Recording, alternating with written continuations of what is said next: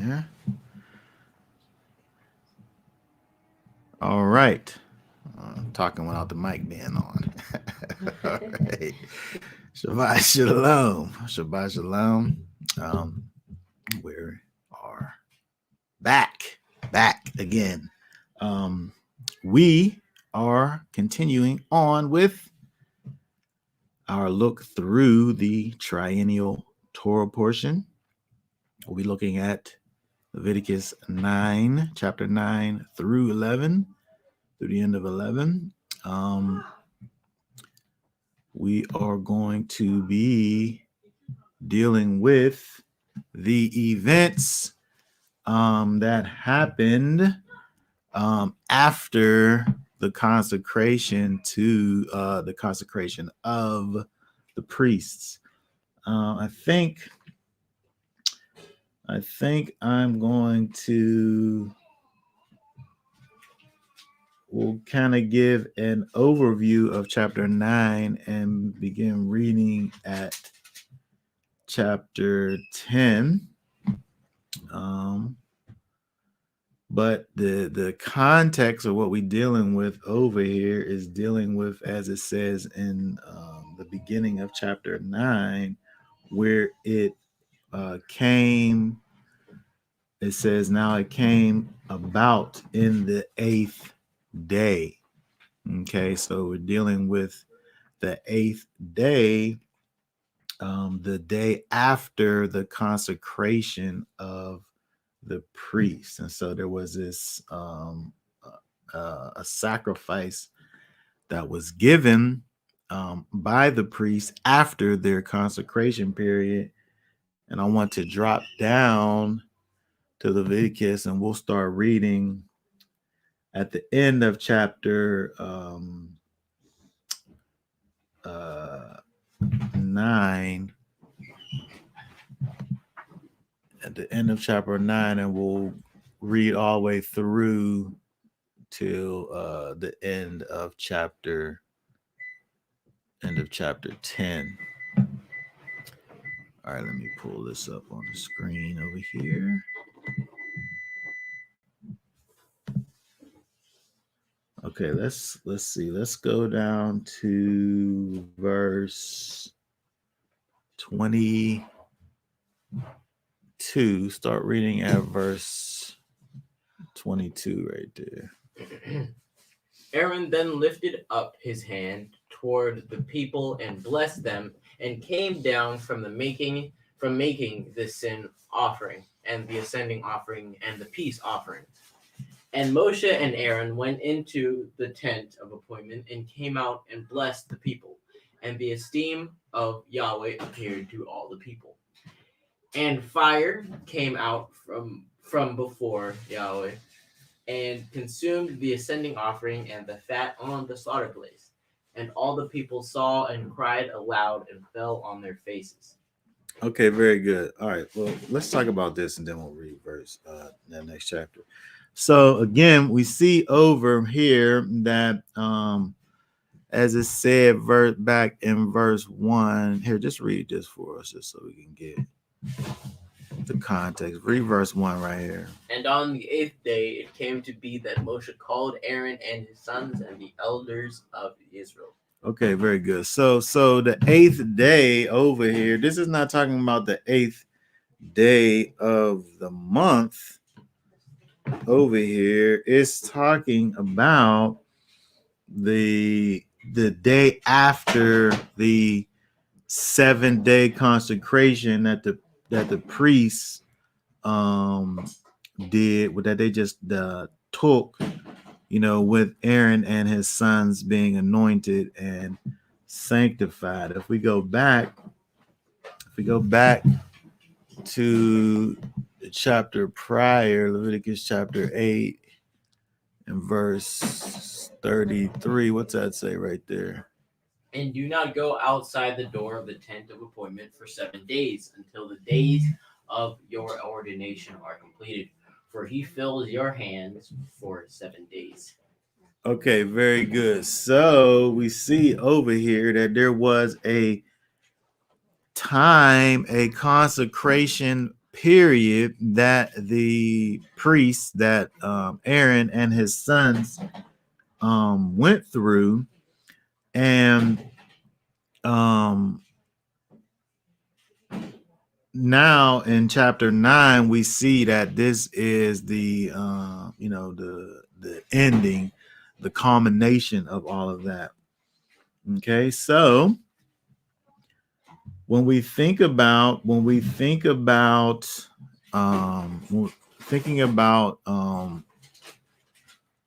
chapter 9, when we see if we was to look through the entirety of the chapter, we read the end of it, but it's just giving you the details about the sacrifice that was brought after the the the consecration and all of that was um, finished.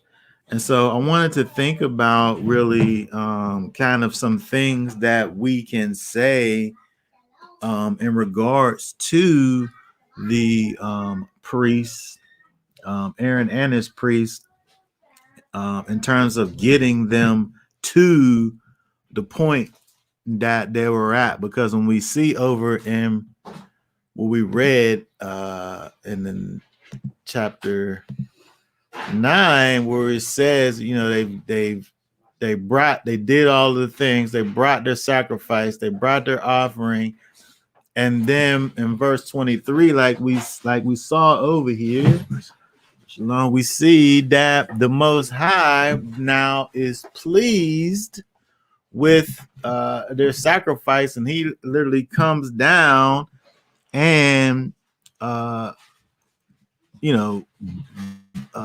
burns up the offering. Okay, and so again, when we look over here and we see, if we think about kind of if there was a process to think about in regards to the Aaron and his sons, who were the priests who brought their offerings, this right here is the culmination of it. And we can kind of think about the process that the Aaron and his sons go through, and kind of relate that to what we as believers in Yeshua might go through. Because the first thing that had to happen was that they had to have been called to the job, let's say, that they were about to get ordained into. Right, the Most High had to call out to these individuals, and not only that did they have to be called, but they had to then accept the call. Right, the call went out, and then they had to say, "Okay, we'll do it." Right? You think about the fact that in the so-called New Testament, Yeshua talks about the fact that many are called and few are chosen. Right? When we think about the called and the chosen, the difference is the acceptance to the call. Right? I could send out the invitation, but everybody ain't RSVPing over here, right? I'm just saying that because we just got a wedding invitation. but everybody don't accept the call, right? The call goes out, but you have to accept the call. Interestingly enough, the Most High knows actually who's going to accept, and those just happen to be actually the chosen ones, right? The ones that he chooses is the ones that actually will accept. And so when we look over here and we think about these Aaron and his sons, those are the ones, right? They're the ones who accepted this call. And so we see over here, between last the last chapter and in this chapter, the culmination of it, we see that the ones that were called and who accepted the call, and therefore the ones that were the chosen, we see that they were too anointed and sanctified. Okay. And then we also see, when we think about what we read over here in verse 23, where it talks about the fact that the Most High, actually 24, and fire came out from before Yahweh and consumed the offering. So they presented an offering to the Most High, and he accepted the offering that they brought, right? And so it's almost as if to say that there was kind of like a stamp of approval that was put on the offering that they gave, the offering that they brought after the consecration and the sanctification of Aaron and these priests.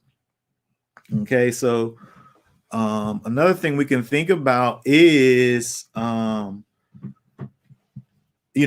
them going through that that process, that 7-day process, and then coming out on the back side of it, and then bringing these burnt offerings, which is a non-obligatory offering, right? Is almost as if to say that not only have they done the thing, they have accepted their call, but now they're kind of making this declaration, or kind of this profession of, in this case, kind of a thanksgiving almost, in what it is that they have done. And again, thinking about us, kind of putting ourselves, into this type of situation in terms of being those that accept the call to come and be followers of Yeshua.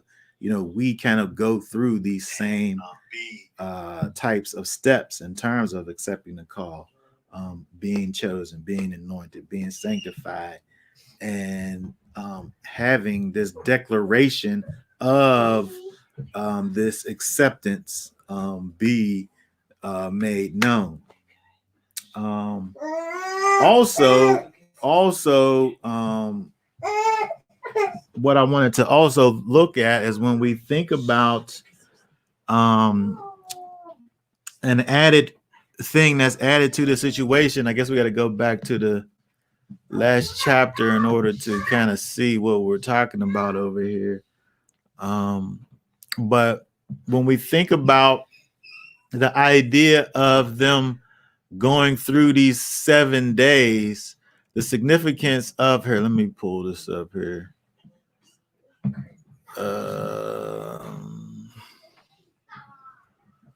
The significance of the number 7, you do have the idea of there being something that's completed within the number 7, but you also, here, let me pull this up here. Also, when we think about the number 7, it comes from this word over here. This word is here, Shabbat, right? Shabbat.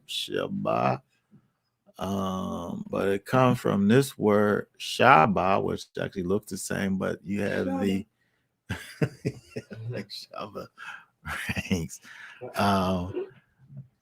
The vowel points are the thing that changes, right? When you look over here, let's see.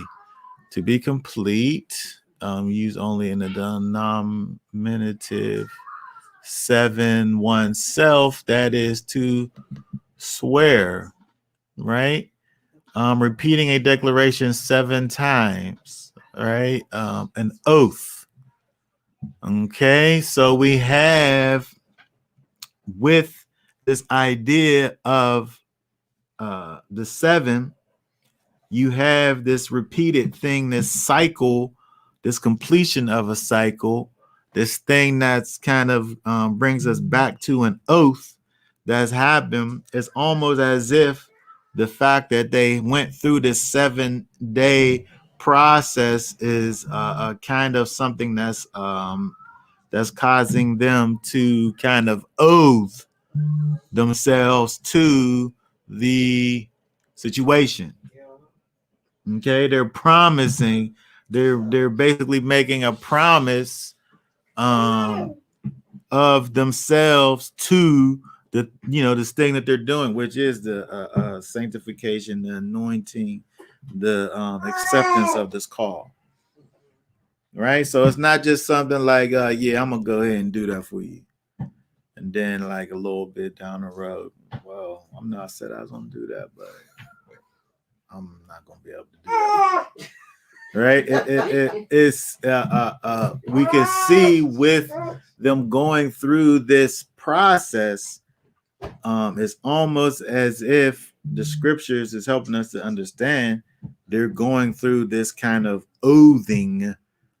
I don't know if that's a word, an oathing process, right? This swearing process, right? They're being sworn in, right? And there's no backing out of the situation, right? And then the Most High, after they went through this 7-day process, he comes down on the 8th day and solidifies the thing. He brings fire down onto the altar and says, yes, yes.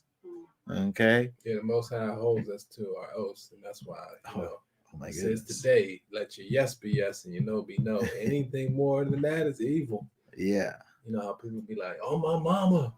Yeah. I'm not even sure exactly what that means when you say I swear on my mama, but yeah. But we see over here that this is what happened over here, right? And so understanding that helps us to understand what we see go on in the next chapter. Okay, because we understand the significance of Aaron and his sons and what they went through in order to get to the place that they're at over in the next chapter. We understand the importance, the fact that they were called, that they accepted the call, that they were therefore chosen to be these anointed priests that were set apart unto the Most High. Right. And we understand that we could even think about the fact that for them to put on their priestly robes is a type of profession, right? It's a declaration, like I'm the priest, right? And again, when we think about this process that they went through, is giving you this, from a Hebraic standpoint, the symbolism of this swearing, this taking of an oath, this promise into this most important position in Israel. And so all of that in mind, we want to go head over and look at chapter 10 and see what happens next. Let me pull this up here. First of all, hold on a second.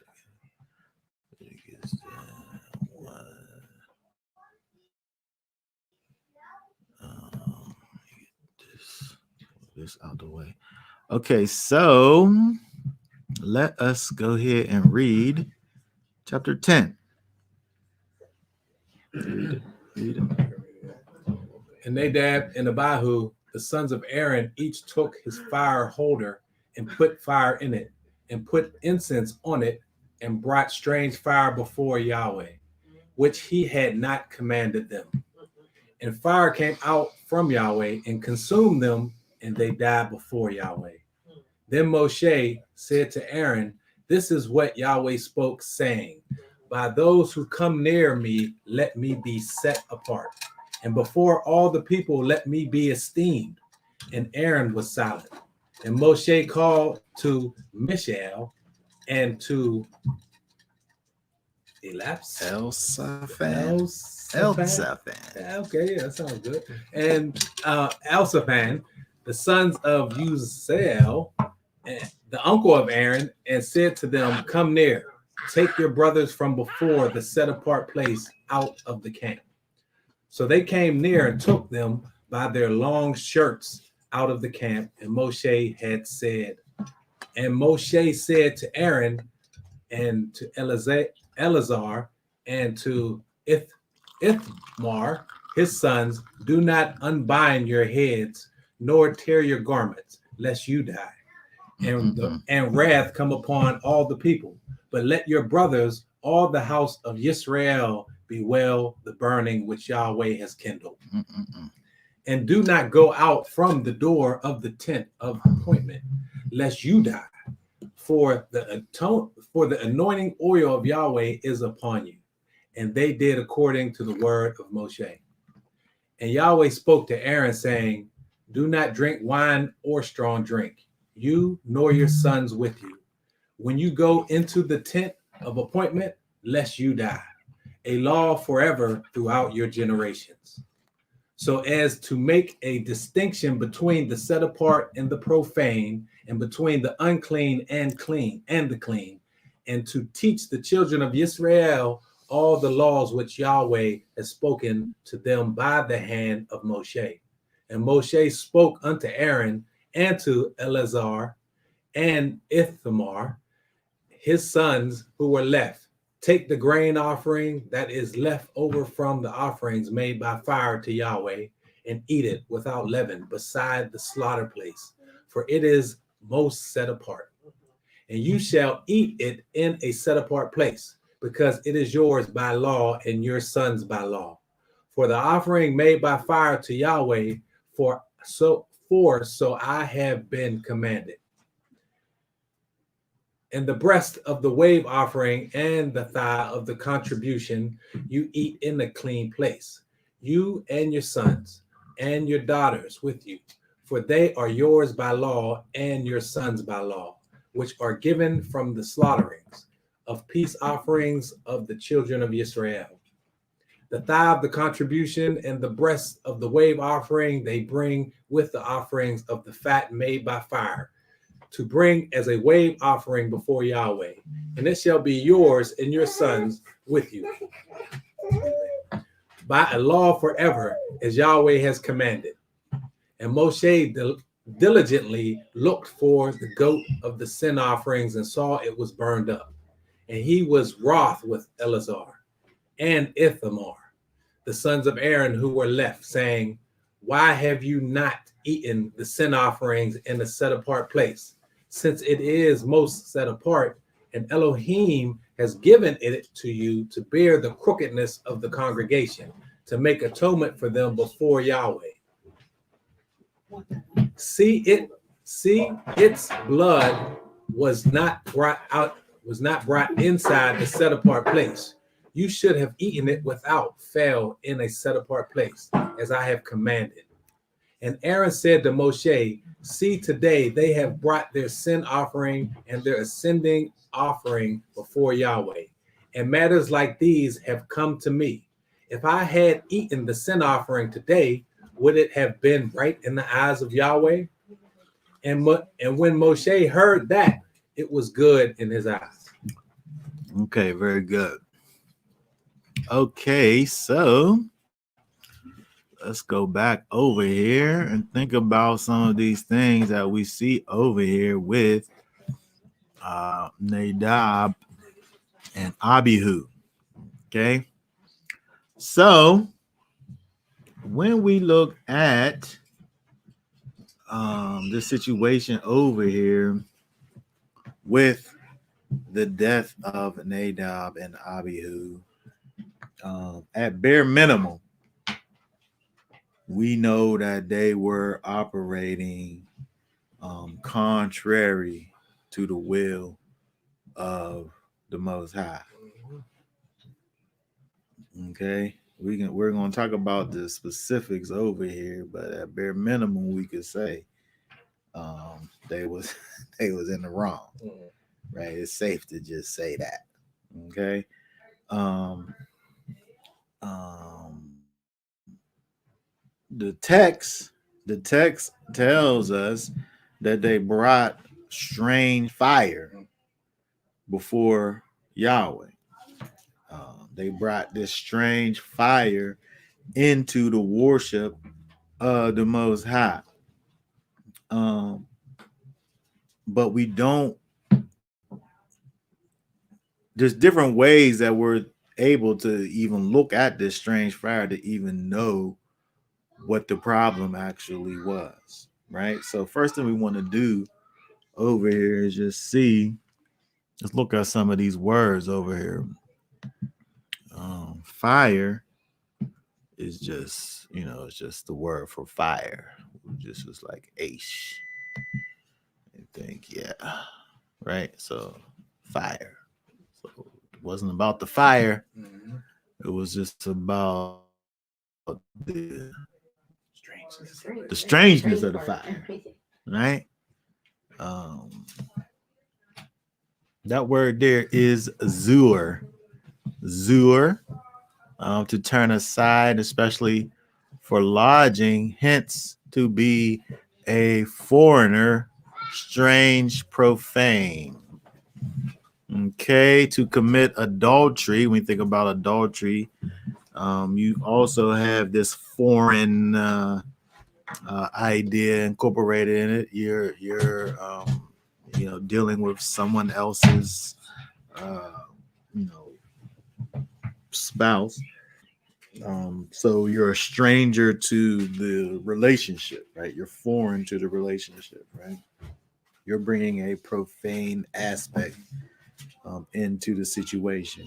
And so when we think about the strange fire, um, you know, this is kind of where we're at, right? This strange fire.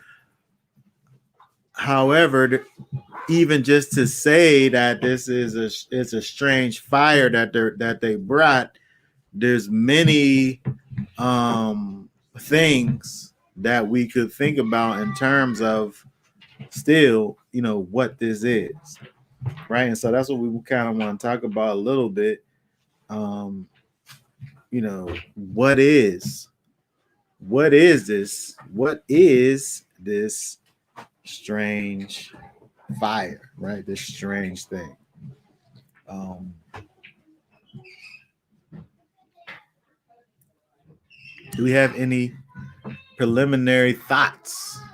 I think strange fire today is, and I could be wrong, but um, how people do something and say it's for Yah. Like, we know it's wrong. Like a misrepresentation. Right. Like, I'm going to celebrate Easter because it's for Yah. Okay. Being in the church, that's how I was taught. We celebrate Easter, but we know bunnies don't have eggs. We know bunnies and Easter eggs have nothing to do with Yah when you read the word. So I think that's that strange fire there, because we're offering up and saying it's in the Father's name, or even with Christmas, that's another holiday. So we're doing something, but we're saying it's in the name of our Father. That's the reason we're doing it. So we're turning something that everybody else is doing, but we're offering it up and saying it's just for, trying to cover it up. It's okay if it's unclean, but it's okay. I'm going to still offer it up. Yeah. Okay. So a misrepresentation,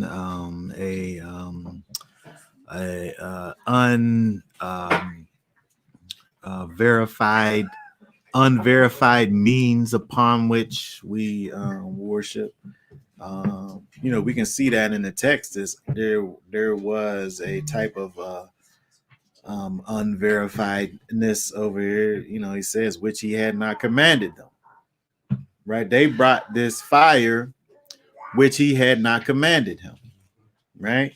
And so we see that there was a thing that they were doing that wasn't it was Wasn't commissioned. That's a good one right there. It was uncommissioned, the thing that they was doing, right? It didn't have the verification on it. That's crazy because I didn't. I'm just pulling up, getting in here to pull up the scriptures, and you just mentioned. You said strange. So Mhm. right to the Hebrew word for strange, and I didn't read the rest of the scripture to see where it said he'd not commanded it. But in my head, I immediately thought, did he say to do that? Yeah, Because that's the thing. It's like it's in the book. He told us what to do. Did he Yeah. say to do that? Yeah. yeah. And that's like one of the critical things over here, which he had not commanded them. Okay. And so, which now, again, this can just be simplified, and we could just say it was strange fire that they brought, right? But I think there's many aspects to this. There's actually many things that they've done that's out of pocket over here with what they've done. One of the first things that we can think about is that Nadab and Abihu was the wrong people to be doing this. Okay.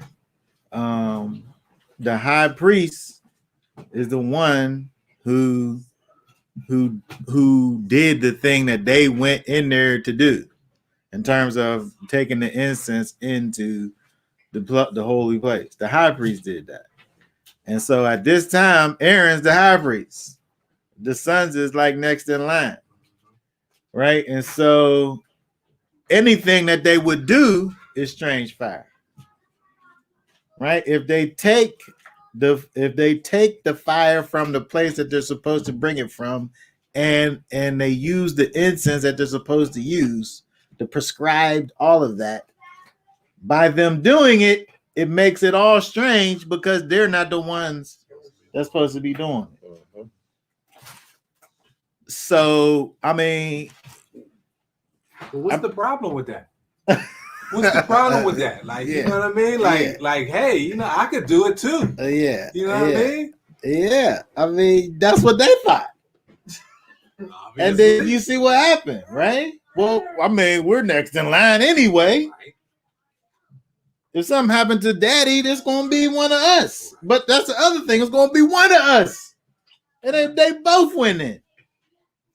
So even if you say that, they're next in line, something happened to Daddy, both of them ain't going to be the high priest. One of them is. But they both go. Right? And so, if we got tally marks, that's two strikes right there. First of all, there's already a high priest who's your dad. And then second of all, even if one of us was going to be the high priest, it would only be one of us doing it. But they both went in. I think that's why like the Most High is so specific. Yeah. And like I hear people all the time say, "Man, you can't do all of them. Man, there's like so many laws, right?" But why did he do that? So there would be no mishaps.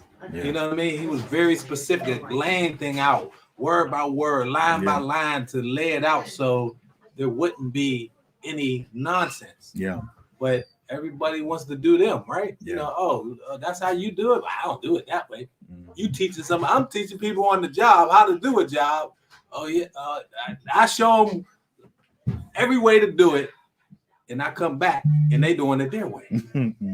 But that's just like the spirit of man. It's like a rebelliousness that's built into man. Like they think they're bigger than they are. They think they could do it better, and you know what I mean. It's just like something built into man and woman, to where they feel like they could do it their way, and not the Most High's way. Right. And he has a way. And so he's saying over here, look, I didn't command you to do it this way, and you're just going to do it anyway. So what are you doing? So what is this, right? What are you doing, right? Yep. Let's see. We got some comments over here. You trying to say something?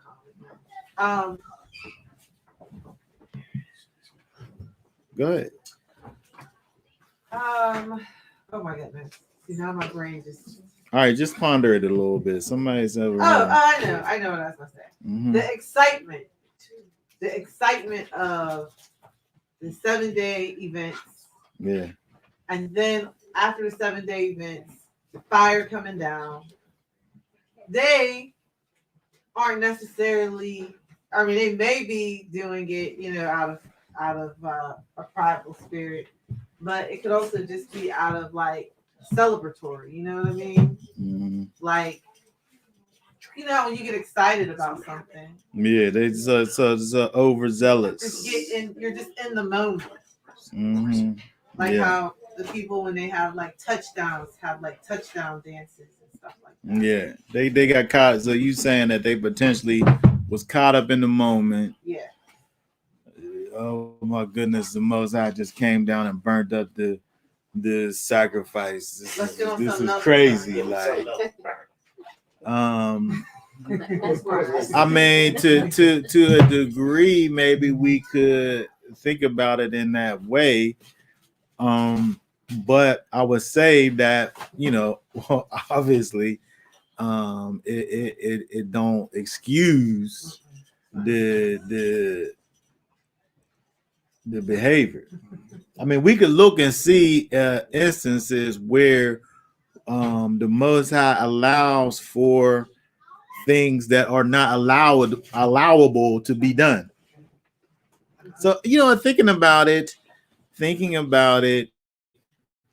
if we can think about things where the unallowable is allowed by the Most High. Hold on, like what? Well, say for instance, David eating the showbread. Okay. Right? He wasn't supposed to eat that. It wasn't for him, right? But the way in which he went about doing it, it was a genuine thing. Like he literally was like the spirit was it wasn't about rebellion or any of that. It was like, it wasn't like, man, give me that bread. Yeah, I don't care whose it is. Right. So I would say that looking at that, the Most High knowing the heart of David, exactly. In that situation, he didn't receive no judgment for being out of line, right? But isn't David like the anointed of God? So he had a certain spirit on him. He had a certain kind of right to it, almost. Well, that's the thing. Now, if we're gonna talk about the Most High and his specificness, his explicit commands, we know who gets what, and the king didn't get it. And so he could go in there with that spirit and say, I'm the king, give me what I'm the king, like. But then he'd be operating out of a wrong spirit, right? And so I'm just saying that that's an instance where we see that something that's I know. The volume is in the same spot every time. He knows, the Most High knows the hearts of the actors, right? And so I'm saying that we can look and see at particular instances where, people step out of bounds and the Most High, gives them grace.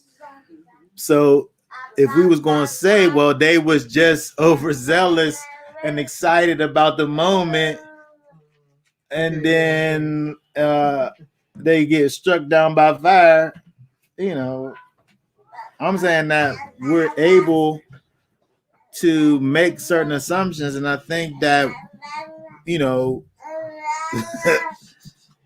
when we look at them, there's probably a bit of pride that we're able to see where they weren't going into the situation totally like naive.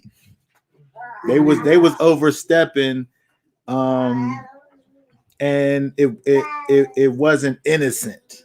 Right. And it's like Joshua being on the mountain when nobody was supposed to be on the mountain. Yeah. Look, I gotta read it.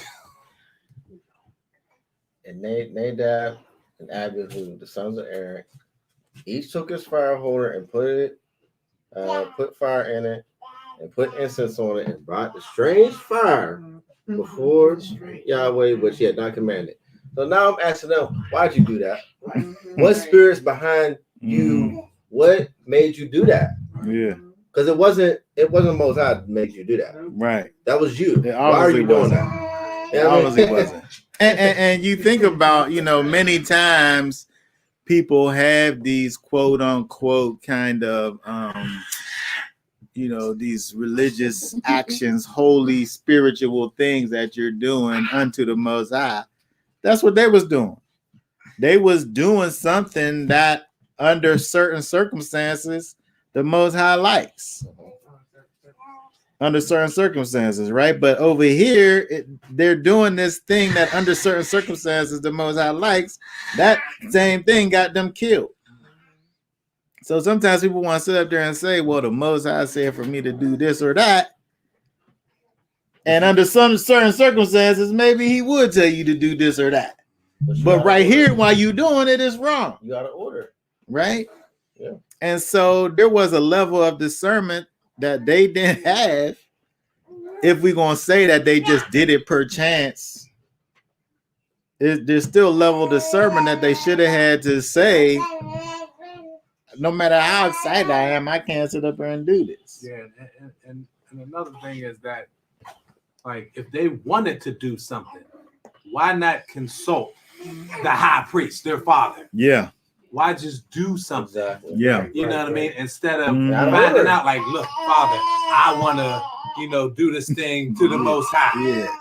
And he'd be like, all right, settle down, son. Yeah. You know what I mean? Like, Yeah. this is not what Exactly. he's commanded. Yeah. You know what I Right. mean? And it's like, today we got children, right? Mm-hmm. And literally, they can do something that can get them killed. Yeah. You know what I mean? And we have to instruct them not to do something, but at the end of the day, they can still do something to destroy themselves. Mm-hmm. You know what I mean? And like you be like, well, they didn't know. They didn't know. It don't matter. There's still consequences, even if you don't know. And that's why if you don't know, you better be sure. You better start consulting and asking some people with wisdom. Mhm. You know what I mean? Yeah. And be sure you know what you're doing before you do a thing. Yeah. Yeah. And so let's see what this comment over here, interesting. It may be the alcohol that clouded thinking. That's a thought. I don't want to go too fast, but that's something that we're definitely talk about because of the proximity of the command to refrain from drinking while doing the priestly duties. So that's another thing that people oftentimes talk about in terms of the fact that this happened, and then the very next thing that it talks about is that they were drunk, and so that caused them to err on the side of being inebriated. In the New Testament, when Yeshua was talking, they thought he was drunk. Like the stuff he was talking about, like what kind of wine you want? Right. When he was talking to the people, yeah. Mm-hmm. What you drinking? And so we see over here, there's various things that we could think about, but we're going to talk about the drinking alcohol thing. But I'm just saying, as far as if we just, before we even get into that, thinking about where they are in terms of the process, in terms of, we just talked about chapter 8 and 9 in terms of giving the commands for the consecration, going through the consecration, and now they're here. They just went through all of these things in terms of setting them apart, and then for them to just as soon as it's done to fall into this transgression. We don't have at this point, because we could think about just to add another layer to the situation. We know that in chapter 16 it talks about the when, in terms of going into the like when this was supposed to happen, in terms of taking the incense into the holy place. But that didn't happen yet, because we're looking at chapter 10. Chapter 16 is when it talks about the Day of Atonement. So the time, I'm not sure if we can add the time to the list, because like I said, that part of it didn't happen yet. But you brought up a good point about the authority structure, knowing that Aaron is the high priest, and they're kind of next in line. If they felt that strongly about it, there should have been some type of consultation prior. And so we see that there is kind of overstepping of bounds in the authority structure. And so all these things, we could just say any one of these things makes this be strange fire. Any one of these things, right? Not necessarily having to be taking the fire from the wrong place, or taking the incense not being the particular incense that's supposed to be prescribed. When we look at verse 1, it said his sons each took his fire holder. Mm-hmm. And so, do they have the fire holder that's supposed to go into the holy place? Or did they just have some fire holders that they was walking just through? Random. It was dark outside, and they had some fire holders. Yeah, that they was walking through the camp with. Right, and so that's what I'm saying is like, so the high priest would have the actual one that they was supposed to actually use, but then they say each took his fire holder, so there's not two, right? There's one that the high priest has. And so again, we could just keep on looking at all of these things, where any one of these things could be something to kind of designate this fire as being foreign fire, because they're doing this thing that's out of order, which kind of disqualifies it. And we could think about this all kinds of ways. When you think about, I bring this up, many times when we think about, if we thought about things like adultery, fornication, right? You're doing this act, that the act in and of itself is neutral, but out of bounds, it causes it to be sin, right? And so it's just the idea of doing things in an orderly way, which is really making it. And so again, we could say that they potentially had again some, because of the fact that it says strange fire, it caused you to think about they have this fire that comes from some other location. But the more you look at it, the more the offense seems to be something that's connected more to the intent, the intention of the actions of the people that's in transgression over here, because there's many parts that are right about what they're doing,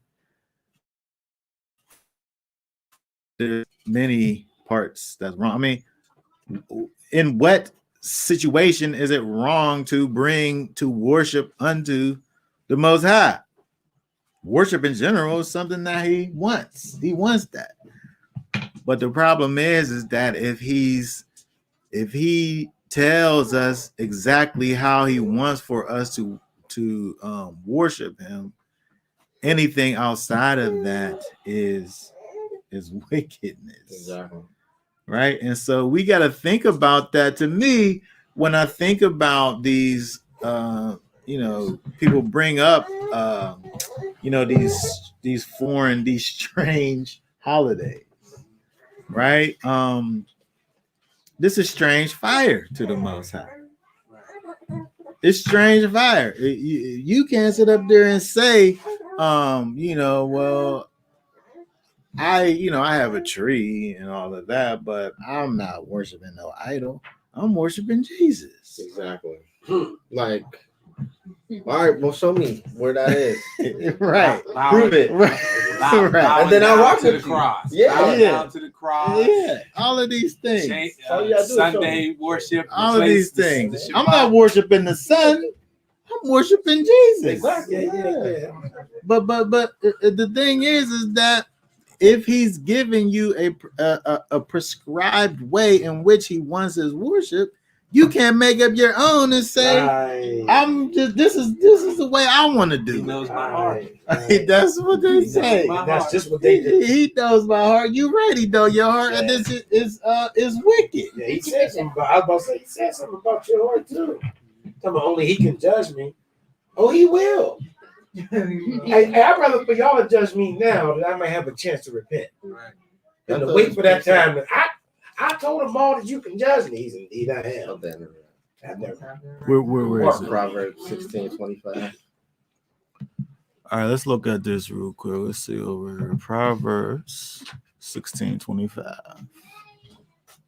I can't help it. This just strains out to me. There is a way that seems right to man, but its end is the way of death. Mm-hmm. Yeah. Sound like what happened to the sons. Yeah, It seemed right. It's exactly what happened, right? It did seem right. It seemed right in their carnal minds. Right. I'm just worshiping the Most High. What's wrong with that? Well, what's wrong with that is that he said how he wants it to be, and so we have to be able to look at these things that's given to us in the scripture. He say what he likes and what he doesn't like, and we can't sit up here and say, well, this is the way that I like to do it, so I'm gonna give it to him like that. But he don't want that. Like these people, they died as a result of it. You know what? I'm glad you brought that out, Elder Martha. You know, there is a way that seems right to a man, but its end is the way of death. This is where a fool cut his own life short, according to Ecclesiastes 7:17. Where it says, "Do not be exceedingly wicked, and do not be a fool. Do not be a fool. Why should you die before your time?" Now listen to this. There is a way that seems right to a man. Yeah. However, it's not right. Its No. end is the way of death. Mm-hmm. So when we do things that's not in the divine order, y'all, he's telling you, why should you die before your time, son, daughter? Why should you do this? Listen to me. If you just look at our community, Woo. And just think about the ways that seem right. Everybody's doing what seems right. You Seems just right. look at the death. Thank you. Yep. Death toll is I the agree. highest in any community. So obviously, you got a people doing what seems right, Mhm. but it's leading to death. Yeah. And you got people sit up there and be like, well, you saying that is right or that is wrong, but I got a relationship too. If it was wrong, he would tell me that it was wrong. Yeah, that's the up. worst. He would tell Huh? me. He would let me know. That's because we got a relationship. If with it the wasn't wrong right, then he one. would tell me that it was right. But the problem is that he actually did. Right. Yeah, he did too. Yeah. And so the thing is that we're able to look at these two that they've done some pretty amazing things, Nadab and Abihu. If we go back, let's see. Let's go back to Exodus 24. Exodus 24. Let's see here. Where do we start? Oh, yeah, just start reading right there. And to Moshe he said, "Come up to Yahweh, you and Aaron, Nadab and Abihu, and 70 of the elders of Israel, and you shall bow yourselves from a distance." Okay, very good. So this is interesting. So it says, and to Moses, he said, he is the Most High, right? Come up to Yahweh, you, talking to Moses. He names Aaron. He names Nadab. He names Abihu and the other 70 guys too. Why he could have said Aaron and his sons and the 70 elders too of Israel. They was called by name by the Most High, right? I mean, if you feel a certain kind of way about anything, I think you would feel a certain kind of way about that right there. I could have just been lumped into the multitude, right? Or just the abstract sons. Aaron and his sons. The other two sons ain't even named. I'm about to say, yeah. Where's Ithamar and Eleazar at? They ain't even named. But the Most High said, y'all come up here and hang out from a distance. They gonna have a meal too. They eat. From a distance. That's what it say. That's what it say. Don't get too close. From a You distance. can come up here, but don't. Hold on, where They probably got the closest. They got close. they was the closest. Go down to start reading that verse 9 right It says, and Moshe went up, also Aaron, Nadab, and Abihu, and 70 of the elders of Israel, there. and they saw the Elohim of Israel, and under his feet like a paved work of sapphire stones, and like the heavens of brightness. Okay, verse 11. This is the one right here. Yet he did not stretch out his hand against the chiefs of the children of Israel, and they saw Elohim, and they ate and drank. Okay, so they basically had a little lunch date with the Most High. They went up to the thing and had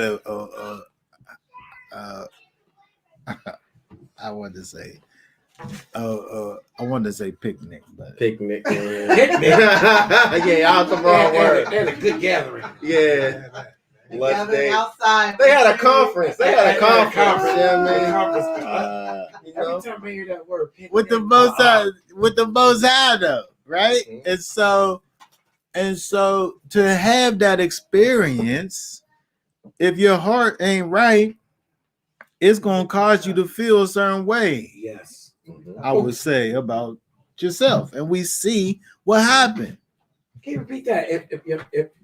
If your heart ain't right, it'll what? If your heart isn't right, then you having this experience, which is obviously a magnificent experience, Right. is going to cause you to feel a little more about yourself than what you need to be feeling. Right? We see over in some of Paul's writings, he talks about high-mindedness, Exactly. haughtiness, right? Haughtiness, There's a lot of that. right? And so when you have certain experiences, it can cause you to feel away. I mean, and they having the most amazing experiences with the Most High. Imagine how they was in regards to the other two now, the other two brothers who ain't even named. They make the cut. Wow. You, Moses, Aaron, Nadab, Abihu, And the 70. and the 70. And the 70. We won't even Ithamar and Eleazar might not even have been part of the 70 elders. Well, it's similar to like Joseph with the coat of many colors. Yeah. I mean, where he, his father, even me and your mother, we gonna bow down to you too. Yeah. You know what I mean? And I think with them, possibly, I don't think the Most High would have called them up if their heart wasn't right at that point. But I think, like you said, you have this experience. Now you know what I'm saying, you walking around feeling yourself. It's like, yeah, man, I just ate with the Most High. Yeah, because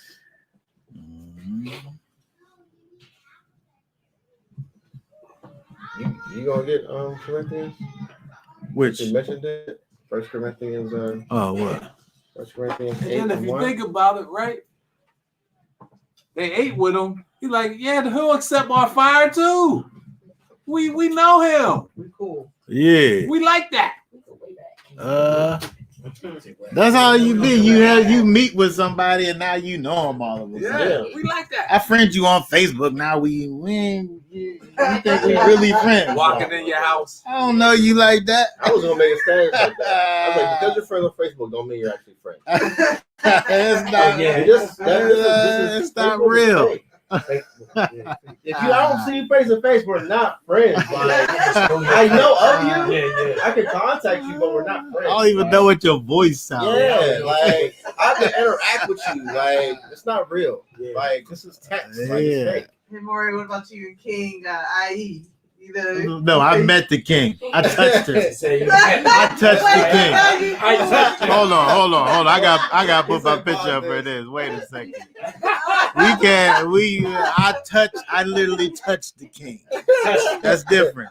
You're cool with the King. I'm cool with the king. That's my home. Right? Okay, now let's go back to this over here. 1 Corinthians 8 and 1 says, concerning food offered to idols, we know that this is King. Oh, okay. Well, Oh, what fine. you want? No, this is fine. That we all have knowledge. Knowledge puffs up, Come on, Trey. but love builds up. Now Ooh, get always the say. Greek or whatever for puffs up right there. Yeah. Because knowledge puffs up, and we're talking about they're going to this. I'm about to call it picnic. Let me stop myself. This conference with the Most High, I was standing off afar. And you got to think of the knowledge that they're getting, because these are elders, and these are the high priests with the Most High. That's the top knowledge on the planet, And right his here. kids. Yeah, and it says what, a sense of blowing up to inflate, for you to make proud And haughty. and haughty, and that's in Proverbs. He said what, he had a haughty look, proud, right there. Yeah. It's all there. He thought he was all that. Yeah. So, And so when we look over here at Nadab and Abihu, and we see now this is all possibilities, right? It's a possible. We don't know that. sure. It says over here that they took strange fire that they wasn't commanded, and the Most High killed them. But when we look at this, these are possibilities that we could potentially see based on the scriptures, where they, what could make them do that? What could make them say, I know that they know what the law is. Yeah. They know that only one high priest do all of the things. And they know that they're not it. So what could have happened to cause them to go ahead and forsake all of that and just go and do this thing? I mean, they could have been drunk. They could have been drunk. Or that could have been a purpose. And then the Most High wanted to write that to show what happens when you could be as high as you think. You could be as high as you think, but you better stay in order no matter what you think you know. Yeah. Among elders and priests that spoke with me. Yeah. And you still think you can overstep. Yeah. One thing that the Most High isn't is disorderly. One thing that he isn't is disorderly. Okay, because we see over here, there's no room for error over here in regards to this tabernacle thing over here. Because they died, and the thing that for me makes me feel like it wasn't just like an accident kind of a thing. They accidentally did something that was wrong, where the Most High don't even say, let's see, verse 3.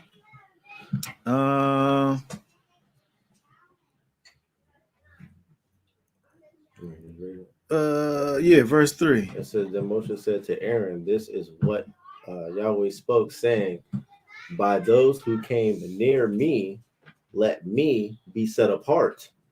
And before all the people, let me be esteemed. And Aaron was silent. There wasn't nothing that Aaron was able to even say. He just had to just be quiet about it.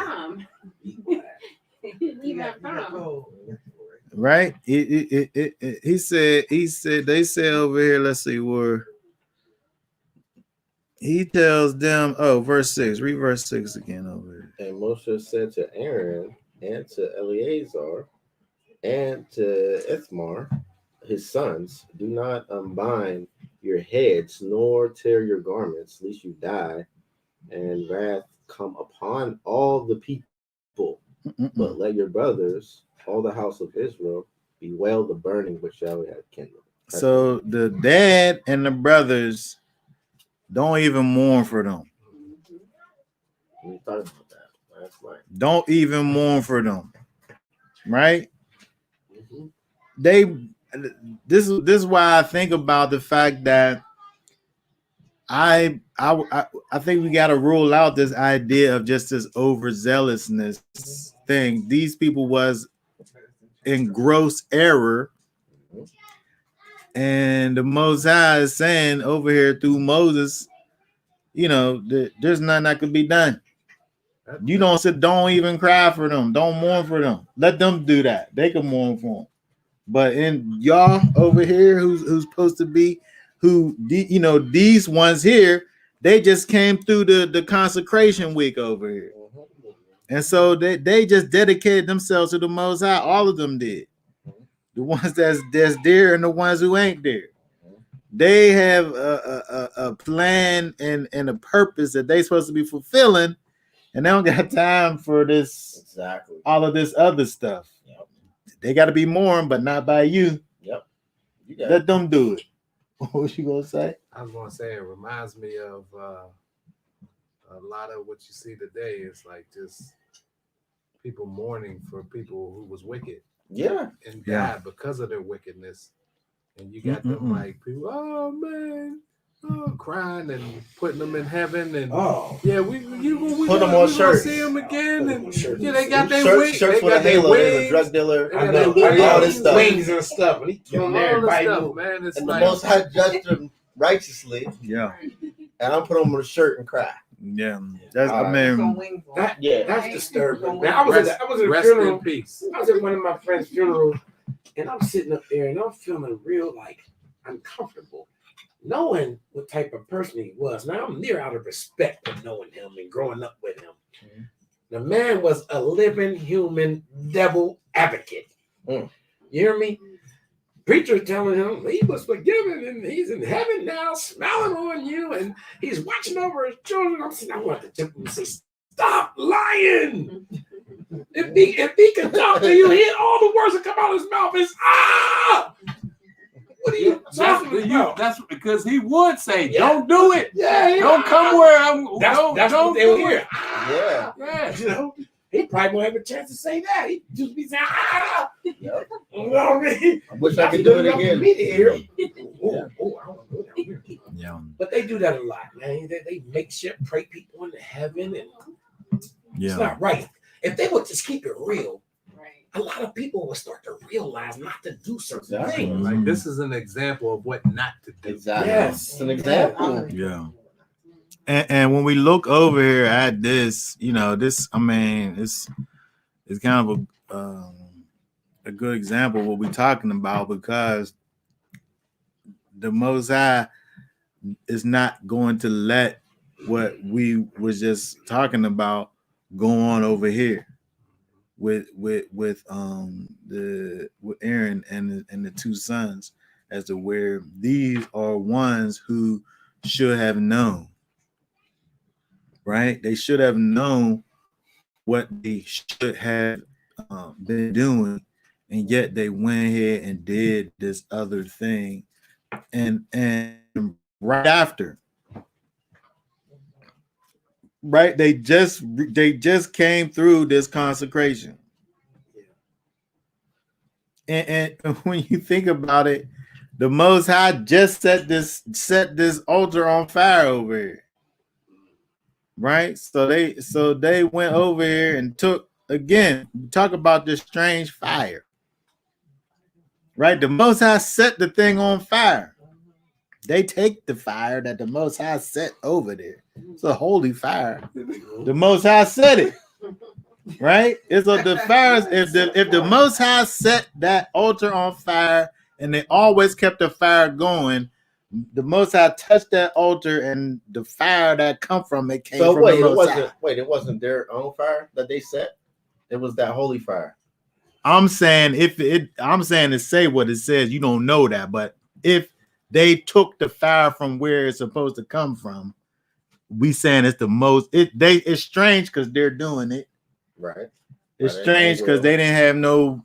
It wasn't the time to do it. Right. They wasn't supposed to be the ones that was doing it. Right. There's all kind of reasons why it could be strange without it necessarily having to be a fire that's from somewhere else. I'm saying that they could have literally took the coal from the altar like they're supposed to do, and take the incense that they were supposed to have, mix it together, and go in there and still be strange fire. Right. And so what I'm saying is that fire that the Most High set, because of the way that they did it, is strange. Right. By them doing it. And so this is, when we think about this now, we got to think about, again, the problem here is them doing this thing out of order. Right. And so you could be doing something that's right, but be doing it wrong. And this is something that people got to understand. Like, if you got to sit up here and tell somebody something that they need to know, and that you got to sit up here and tell them. There's a way that you do it, and then there's a way that you don't do it. You know what I found? They doing hold on. They doing something, in theoretically speaking, taking the incense into the most holy place. That there's nothing wrong with that. But the way in which they're doing it is wrong. Okay. And so we have to think about that in terms of applying these things to our own situation, where there's things that we need to do. There's things that the Most High wants for us to do. But how do He want for us to do it? We got to think about that, because you not doing it the way in which that He wants for you to be doing it, He don't accept it. He considers it strange. So we got to think about it. I can sit up here and talk about the things that I know that the Most High wants for me to be doing. But if I'm not doing it the way that He has prescribed for me to be doing it, to Him, that's strange, the thing that I'm doing. Go ahead. What I was going to say, and forgive me, Maury. I always say it's easy to fool someone, but the hard thing is showing them that they've been fooled. You know, you telling someone Most High wants us to do it this way or that way, and they're telling you no, such and such said we supposed to do it this way, commanded us to do it that way. I understand that. But where's your allegiance to? Is it that man or what the word say? You know, what exactly does the word say?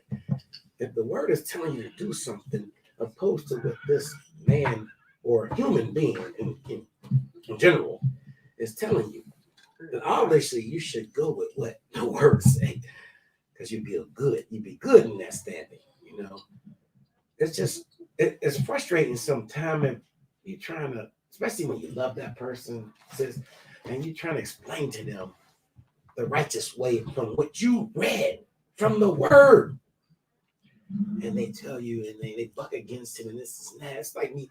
Hisky, that man gave you a fake $100 bill, and you're telling me, Dave, I'm going to the candy store. And I'm like, boy, Donnie, y'all stop him. Let him learn on his own. He don't listen to us. That's what's going to happen. You're going to bump your head and crash and burn, but you got people who's trying to stop you from doing that, man. This is what I'm seeing right now when I read the, you know, as he gave out the scriptures. Yeah. And so, you know, we have to be able to, I mean, this all comes with, you know, understanding the character of the Most High. There's certain ways that he operates. Okay. And this is an example of him operating in an orderly way. Right? Disorder is punished greatly. You know, they died. They died. They died before the Most High, it says. They died before Yahweh. It says right there. But so when we look at this over here, there's things that is helping for us to be able to understand what's going on. We see in verse 1 that they're doing something that the Most High did not command. Right? We saw in verse 2, by those who come near me, let me be set apart. There was a certain level of set apartness that they overstepped. Right? They missed out on a certain level of set apartness. Because, you know, why is he saying this over there? By those who come near me, this is why this happened. This happened because there's a certain level of set apartness that I need. These ones didn't have it. Okay. Now, when I look at this, I do think that when we think about, you know, where it goes into down in verse 9, to me, the proximity of verse 9 to what happened, I think has something to play, you know, with what happened. You know, the reason I think why this is here, and actually it's sandwiched, right? We see their actions first, well, not first, but in the middle. We see their actions in the middle, but in verse 9, we see the ending of the sanctification process. So we see the sanctification process, the dedication thing that Aaron and his sons went through. Then we see this, and then behind that we see this thing about the do not drink wine or strong drink when you go into the tent of appointment. And so to me, all of this stuff is connected. The fact that they just went through this set apart thing, and then they do something and they end up being killed as a result of it. And then now we have this thing's either random or it's connected. It's either random or it's directly connected to what we're looking at.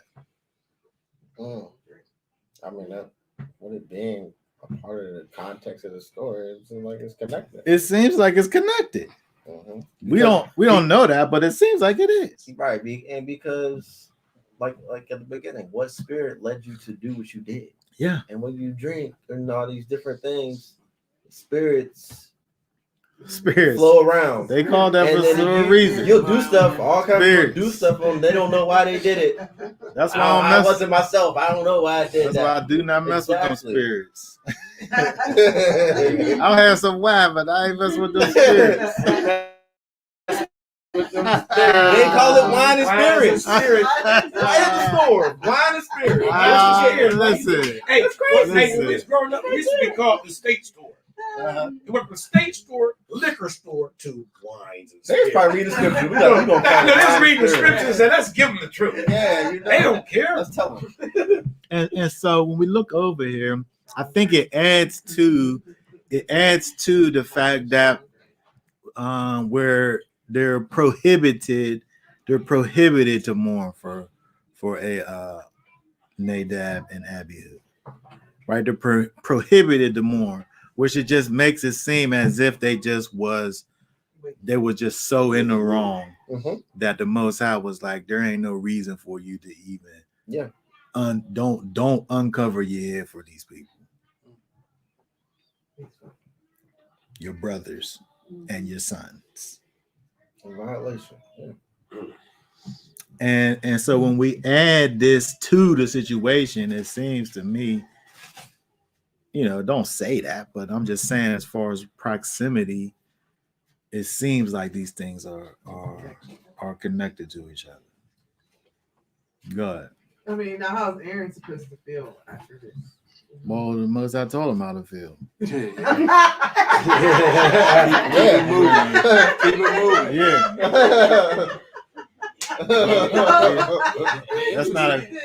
That's not a question, right? He told him how to feel. It's just not. We don't got to think about it. And so when we think about it, this teaches us something over here, right? Because the Most High calls for us, those that are dedicated to the Most High and His services, which is each and every one of you, that whenever you become a disciple of the Most High, a disciple of Yeshua, you are binding yourself to the services of the Most High. And so when he sits over here, and just like the priest did, they bound themselves to the Most High, right? They went through that week ceremony thing to sit up here and oath themselves to that service. They took a vow. They made an oath, right? They swore that they was going to do the things that the Most High required of them in the service of these priests. But when we think about us as followers of Yeshua, these are things that Yeshua talks about over here, right? The people come to him talking about these people that's dead over here. Yeshua said, what he said? Hold on. I think he's saying in Luke. Let me see if it's Luke.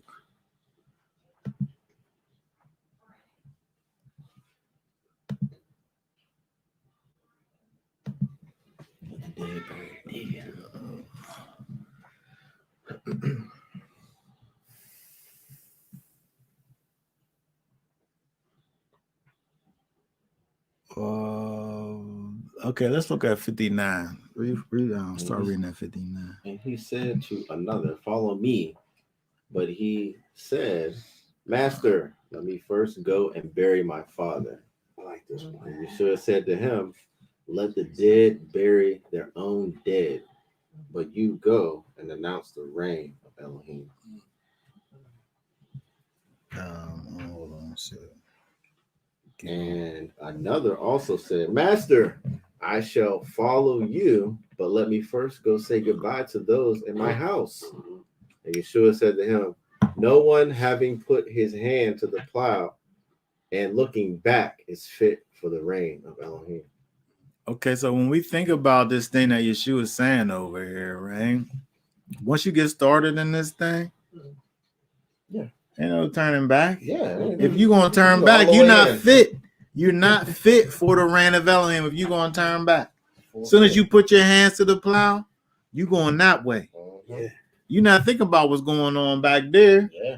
because once the way this stuff is, if you sitting up there, look, he's explaining this to you in this way for a reason. If I got this plow that's being pulled by this animal and I'm kind of steering the plow, if I'm turning around, hold on, let me put my thing up here so you can see what I'm doing. You drawing? No, I ain't drawing. If I'm pulling the pull animals pulling my thing, and I got to guide the plow as I'm holding it. Mhm. If I'm turning around, I done moved my plow Messing thing. it up. You got the ox in front of you. I got You the gotta ox keep in that front of thing me, and he going straight. pulling. I got to have the thing the way I want for it to be. Yeah. And if I'm turning, I'm messing up. Yep. You're not going straight. That's Yeah. what so many people are doing, looking back. And you looking back, when we think back at it, he told them when y'all come out of Sodom and Gomorrah, Yep. come out of there and don't look back. If you looking back, what you looking back for? You already know it's gonna be destroyed. Yeah. He said it's gonna be destroyed. You don't got to look back, it's gonna be destroyed. You don't got to look back. Don't worry about that. I got The it. interesting part is it was destroyed by fire. Yeah. Yeah, yeah. Right? Yeah. That's fire coming down. Same fire that burned up. Same fire. And so Yeshua over is talking about if you gonna sit up here and follow me. You can't worry about what's going on over there. Let the dead people, he said, let the dead bury their dead. Mhm. That's what he said. He said they're dead. Their own dead. He makes that separation where, you know, you're connected to those that are connected to him. If they not connected to him, then they aren't connected to you. If you're connected to him. And so we kind of see that over here with Aaron and Eleazar and Ithamar, where Moses is saying, look, you can't worry about that. They didn't have no business doing that in the first place. You don't, and they're forbidden to mourn for their brothers and their son, his sons, right? But the same thing is true in terms of thinking about what it is that the master Yeshua requires of us to, you know, we have to give to him our entire allegiance, right? We can't sit up here and be, there ain't no with Yeshua, there ain't no regular part-time positions like UPMC. Casual, temporary. Casual, temporary. Hell, they don't got none of those kinds of positions is open. The only ones that's open is full-time positions. Full-time. Only. Yeah. Right? If you can't be moonlighting out here either. You can't have two jobs, one job. All in and nothing. Can't be in Jamaican. Sorry, man.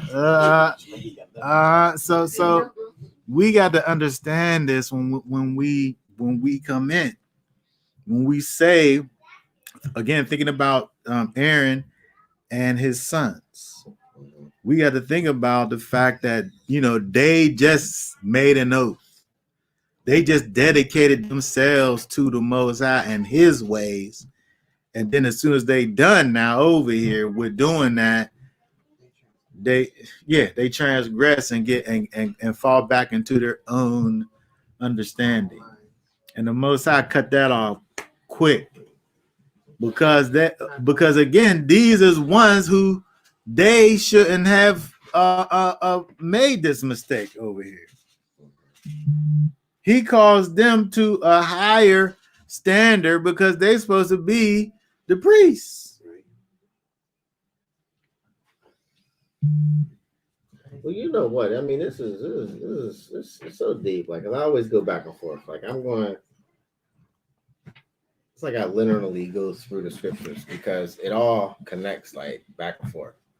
And it's like clearly they just didn't have the spirit. That's like the main thing that they didn't know, because it's like, dude, is the job description need updated? Like it wasn't. They didn't fully understand the job description to transgress to be like, it's death now. Now you die because you should make this crazy error. You know. Yeah, I think that again, when we get down into, let me go back over.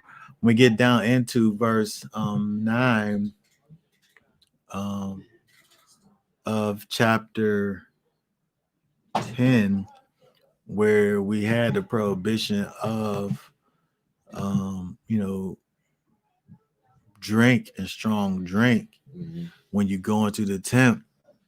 I think that to a degree we can say that there was some sipping going on. they was doing some things potentially that they shouldn't have been doing, but yet and still, I mean, you got to know. You got to know. Yeah. Like it's not as if they was sitting there just getting drunk and just was like, the Most High didn't treat it as if it was a mistake. Even if we say that there was these added circumstances that's added to the situation in terms of the drunkenness, even if we add that to the equation, the Most High is not treating this as if it's some kind of mistake. They're going into, like, we got to plan, like, you know what, let's go get us a bottle and celebrate over here. Like, you got to get to the place of being drunk. You don't just like. My thing is, you get drunk, and how do you, in your drunk mind, be like, let's go to the temple and put some fire? Well, that's the point. Let me just say this.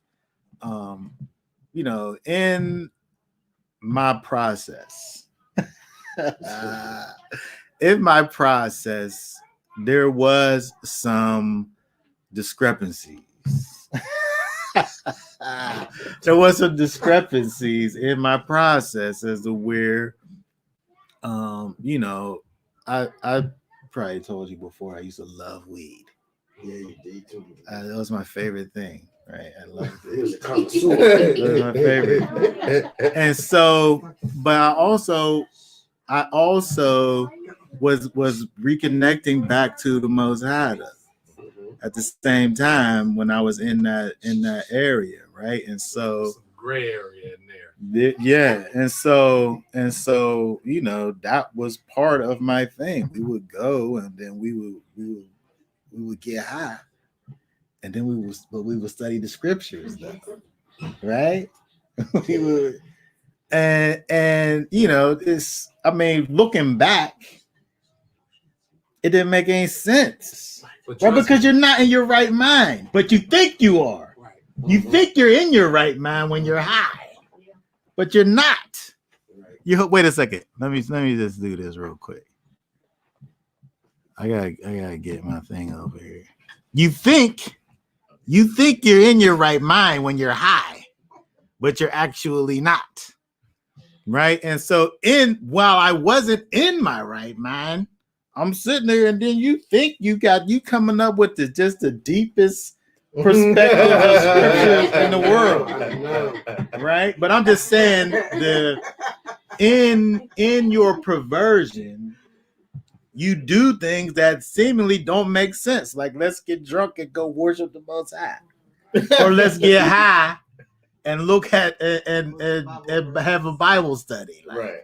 You do things in your perversion that don't make any sense. And so I think that when we look over at these guys, but again, the Most High, they don't get a pass for that, because they should have known better.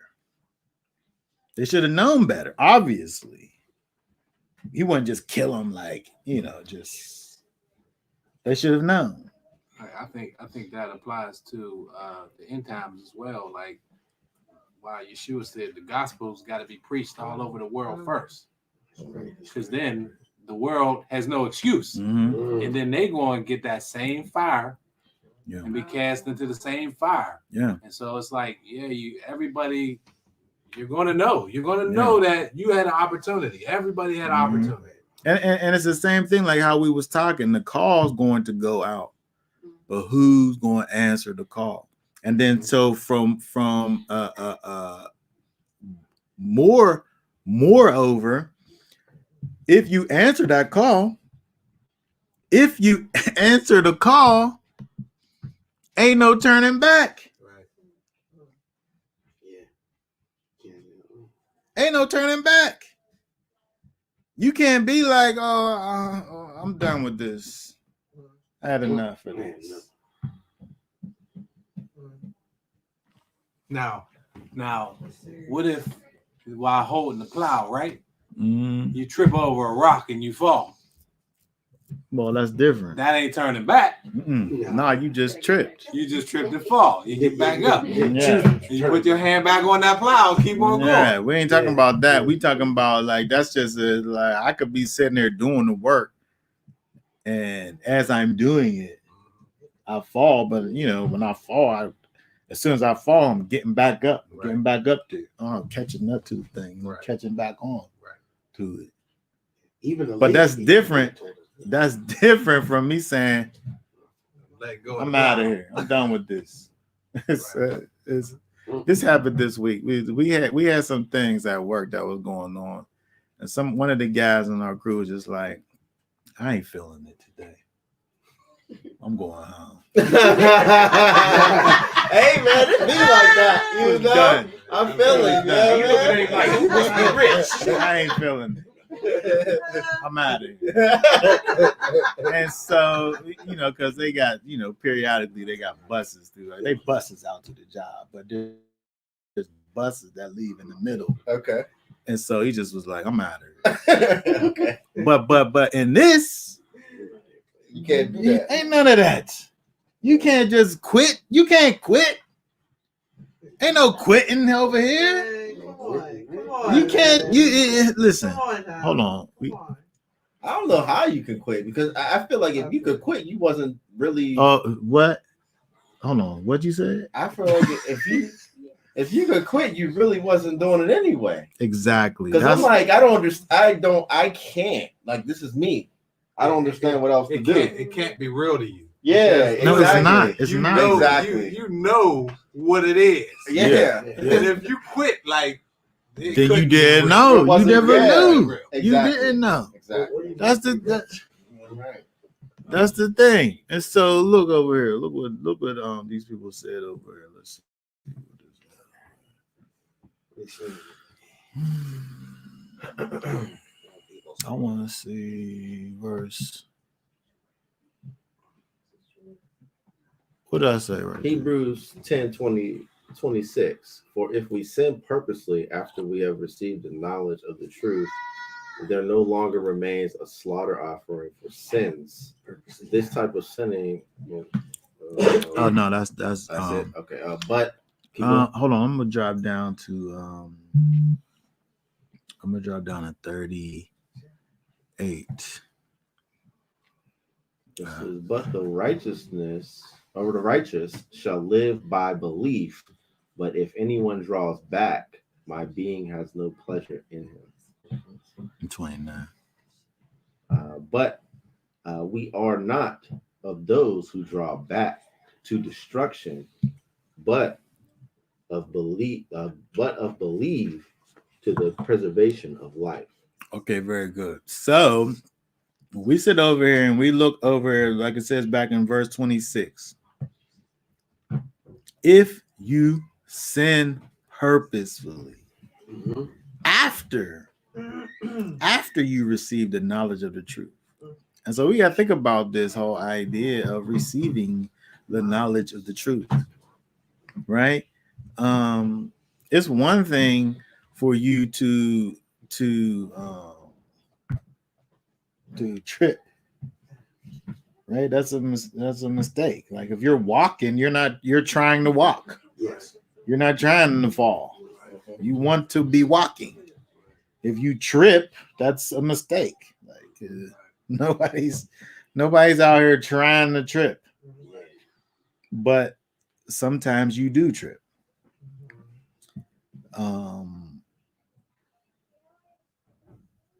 But if we're out here tripping Right?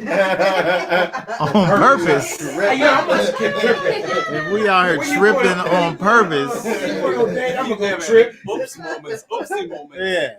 Whoops a daisy. You know, Right? what? That's like when somebody say, "I'm sorry." I used to hear this. You Yeah. know, you always saying you're sorry and sorry, and you keep doing it. You will end up being sorry, a sorry individual.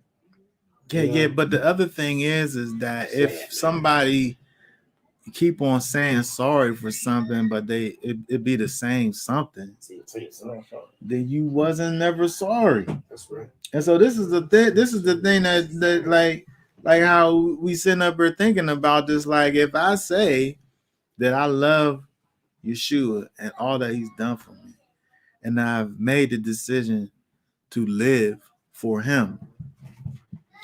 If I was to get to the place that I was to say, never mind, how did I even really know who He is? Yes, right. I don't. And if I was to get to that place where I was to say that, ain't no comeback from that Exactly. You over can't- there. I don't feel no bad ways. Ain't no comeback. He just said it right over here. There's no comeback. And so we gotta think about that. But we not in the business of drawing back. But we are not of those who draw back to destruction, but to faith, to the preservation of life. That's what that says over here. We not with them ones over there who draw back. That's not what we do over here. We going that way. Okay. And so thinking about that and thinking about what we're looking at over here with Nadab and Abihu, and the fact that the Most High, through Moses is saying, like, don't even mourn for these guys. They obviously were in gross error and doing this, falling into this iniquity with full knowledge. It wasn't a mistake. They did this thing on purpose over here.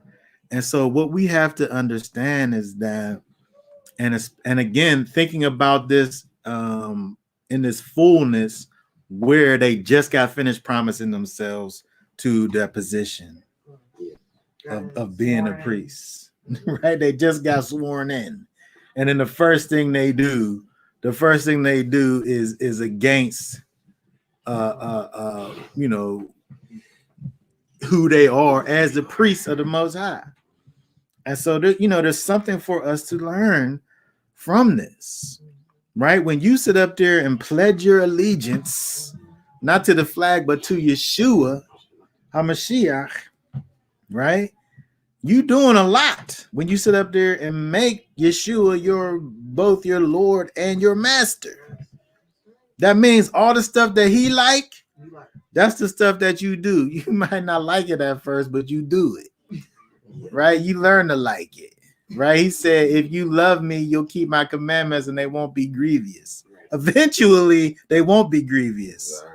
When you first start, they might be grievous to you because you just learning how to love Him. Your heart ain't right. Your heart ain't right yet. That's why You just decided to have a right heart, but it got to get transformed. But in that process though, you got just that obedience factor, right? And so you learn to love the Most High. You learn to love the things that He says is good, and you learn to hate the things that He hates. right? And but this is your life though, and this is what you said that you was going to be doing. And so if you was to turn around from that, right, you got problems. You end up like Nadab and Abihu over here. I'm trying to. I can't even imagine it. I'm trying to imagine. Not. I'm done, and I'm going back and doing like. I guess because I never really was like that. I always knew, but then as I found out more, it got stronger. But I really can't even imagine it. So it's like people. I guess you acting. Yeah. And so we look at, say, for instance, we look at Yeshua when he talks to the people and talks about the people who perform miracles and cast out demons and prophesied and did all these things in his name. And he said, depart from me, you workers of iniquity. So I never knew you. Mm-hmm. This is the same thing when we think about this, when when you have these people who out of their mouth might say one thing, right? But you know a tree by its fruit. If I'm sitting up here and telling you I'm an apple tree, but all I got is like walnuts that's coming off of my tree, I'm obviously not an apple tree. He tell you it's nutritious for you, right? I'm obviously not that. And so you know a tree by its fruits. And so if I'm saying that I'm a follower of Messiah, but the way in which I conduct my life is connects me more with wickedness, then that's what I am. And so when we look over here with Nadab and Abihu in terms of the fact that they're on the back side of making this vow to the Most High, and then immediately break it. So I said, "No, you didn't. That's not how we operate over here. You're done. Push the button on them." Can you explain briefly about in regards to burdensome? Like when the Messiah said, "You love me, keep my commandments, no longer burdensome." Paul said, that the law is no longer burdensome. It's say for instance, like if you just think about it in terms of like natural relationships, as you get to know people, you might do things for a particular reason. Like I want her to like me, or I want to, get favor or whatever. She's looking at these other people, and I only want for her to look at me, so I'm going to work harder. Like, right? You're gonna do, you're gonna write. You're gonna be like me. You're gonna write poetry, and woo the woman in, right? And I'm gonna throw the reel out, and I'm gonna put the specific bait on it, and I'm gonna pull it back, and I'm gonna wind it in. All that is work. I'm putting in work to do all of those things for a purpose, for a reason, right? But once I've gained a relationship, once you gain a relationship with somebody, you're no longer doing things for them or to them for a reason. That's the nature of your relationship. Before it was kind of like reward based, right? I'm gonna do these things and then she's gonna like me as a result of it, right? But once you gain a relationship, you're not doing things for some type of a reward. You're doing it because that's the nature of your relationship. As a husband, I say my wife don't like this. My wife don't like this. You don't like this. Those years. No, I'm just joking. As a husband, right? I decided that I was going to love my wife. I decided I was going to. I didn't. Not to say that I didn't so-called fall in love. It was like I'm not a robot, right? But that's not the type of love that the scriptures talk about. The Most High don't love Israel based on emotion. He loves Israel based on the fact that he said that he was going to treat them a certain way, right? So when we look and see the Most High talks about his love for Israel based on a decision that he made from Abraham. So it don't have nothing to do with Israel, right? So he loved Israel based on a decision that he made that was before Israel, right? With his friend. So that helps you to understand what true love is. It's not about oh baby, you're so this or that, right? It's not. That's not the love. When the scriptures say that Elohim is love, it's not saying he's ooh baby, you're so this or that. Exactly. Right? It's I'm going to do what's right for you because that's what I want to do. Exactly. Okay. And so when we think about the idea of keeping his commandments and his commandments not be grievous, that's what I'm saying, that in terms of when you first come in the door and you find out the things that the Most High likes and you don't really have a real relationship with the Most High, you're doing these things just because you're connecting the fact that he likes them. I'll do those things. But when you have a genuine established relationship with the Most High, you're doing these things just because of that. That's the nature of your relationship. And it's not as if you're trying to work and do these things. I get up in the morning and go to this place that I don't want to be at all day and come back because that's what I'm supposed to be doing. Right? And so we have to think about our relationship. We understand our relationship with the Most High based on, how we live and work, in the flesh. And so the things that we do, when we kind of are getting to know the Most High, they can be burdensome for us because you're dealing with your stony heart that wants to be selfish, right? And sometimes you're doing things that don't have anything to do with you, right? And so, but the more you become like Yeshua, and the less you become like your old wicked carnal self, the easier it is to walk out the will and the ways of the Most High, because you're walking in rightness. When you first come in the door, it might be hard for you to have love for somebody who don't necessarily deserve your love. Right? But when you allow for Yeshua to remove your stony heart and replace it with a heart of flesh and put his spirit inside of you to cause you to walk in his laws, in his character, then you walk in love. You're able to love your neighbor, and that's just how you do it.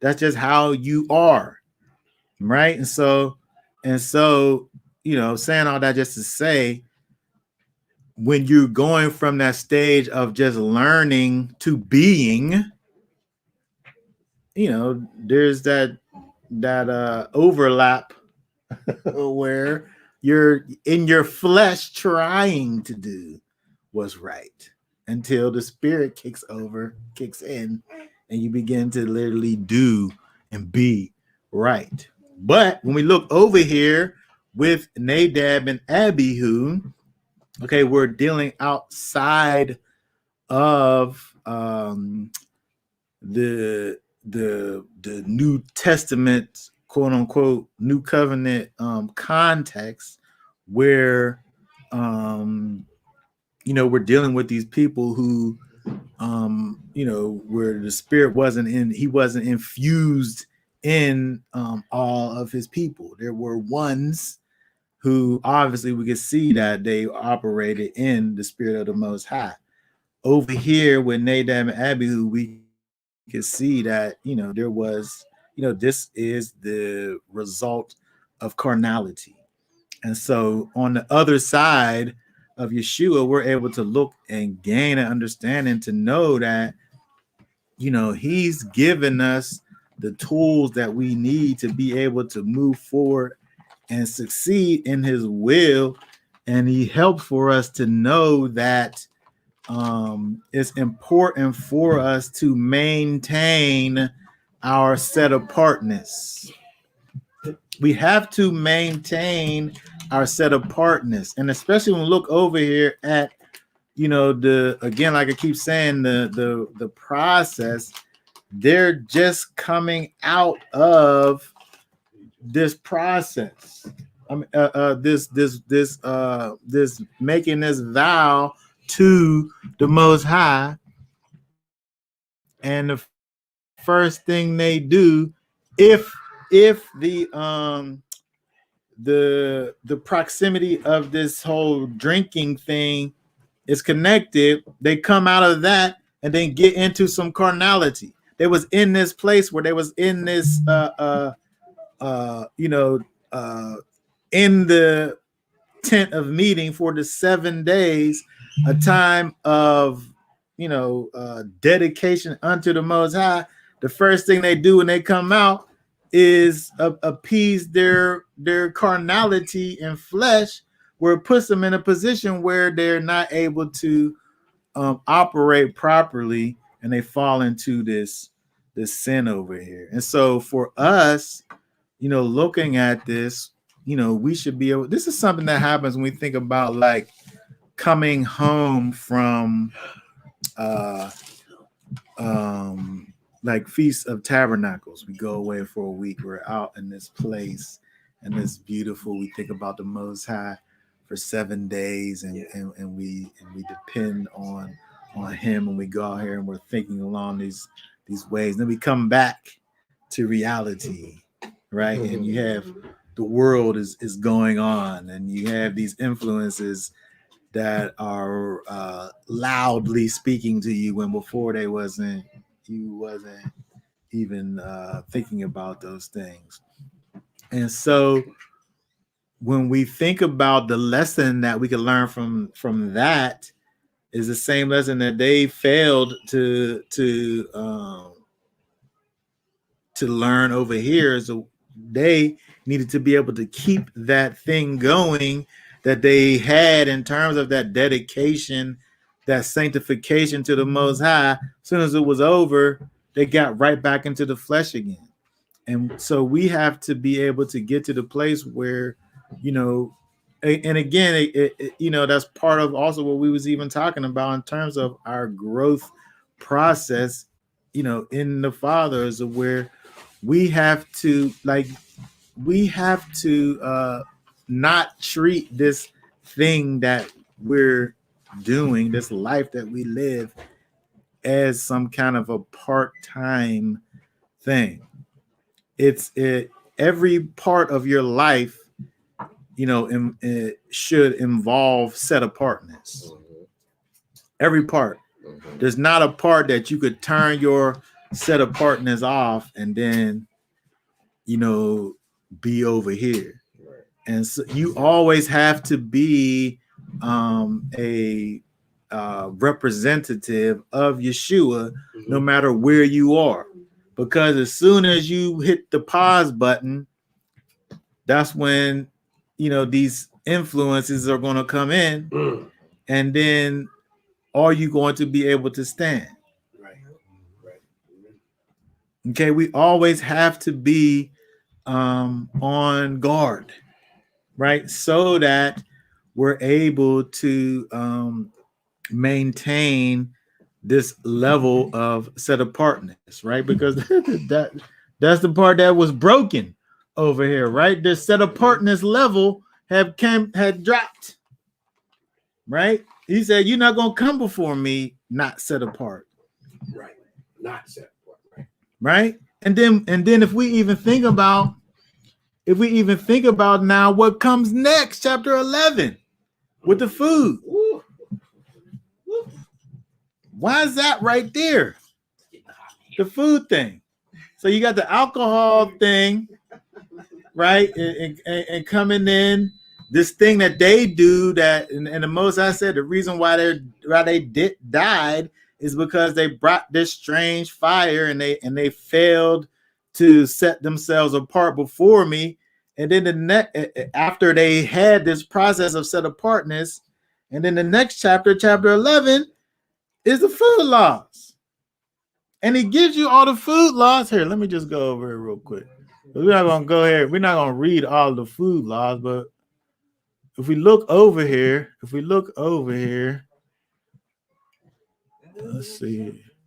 It's the next chapter. Look what he says. Start reading that. Hold on. At 44. You ready? Yeah.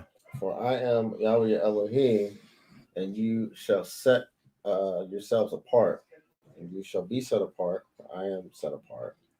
And do not defile yourselves with any swarming creature, the one creeping on the earth. For I am Yahweh, who is bringing you up out of the land of Mitzrayim to be your Elohim, and you shall be set apart, for I am set apart. This is the Torah of the beasts and the birds and every living being, the creeping creature in the waters, and every being that swarms on the earth, to make a distinction between the unclean and the clean, and between the living creature that is eaten and the living creature that is not eaten. The Most High went on this thing now of making this distinction between clean and unclean because Nadab and Abihu didn't. And so he has to sit up there and let the people know now that he said what he said. He said, I am Yahweh your Elohim, you shall set yourselves apart. But he's talking about that in relation to you putting food in your body. Right? And so and then and then remember now that at the end of chapter 10, where he's talking about the remaining brothers, they let the offering burn up instead of eating it. But these are things that's all connected with set apartness and holiness. And so again, when we think about this, you know, I don't know. Maybe Nadab and Abihu didn't think the whole thing through. Maybe they signed their name on the dotted line, but they didn't read the fine print. That's what I'm saying. The job description, they didn't read the whole thing. They didn't read the whole job description. Maybe they thought they was covered because their father was Aaron. So Maybe they thought there was some nepotism over here that they was able to get by. But I just want to say that, you know, there's fine print over there. Yeah. Exactly. And, you know, you need to read it. Yeah. You need to read the fine print, right? Because you're going to be signing your name on something that you're going to be responsible for, whether you read it or not. This is a contract. But also, too, I feel like it gives an example that you need to be in order. Because a lot of people, granted, the more I keep reading the Bible, I'm like, people just can't read this and get it. Like the average person. I mean, you really got to be in order. You really got to be taught this. I mean, I honestly, like somebody who's been doing it, because you know you got people that think they can just do this. Yeah. And it's like an order to it, you know. Yeah. Like because they didn't follow protocol, just doing their own thing, just thinking the Bible's here, I got it, and I can. Yeah. But you're not set up because they were set up to have certain amount of knowledge of this to minister to the people. And the other people wasn't qualified to be up there. So it's like, even today, I feel like people think they qualified to just do it. Yeah. And so the order is Yeshua, though. Yeah.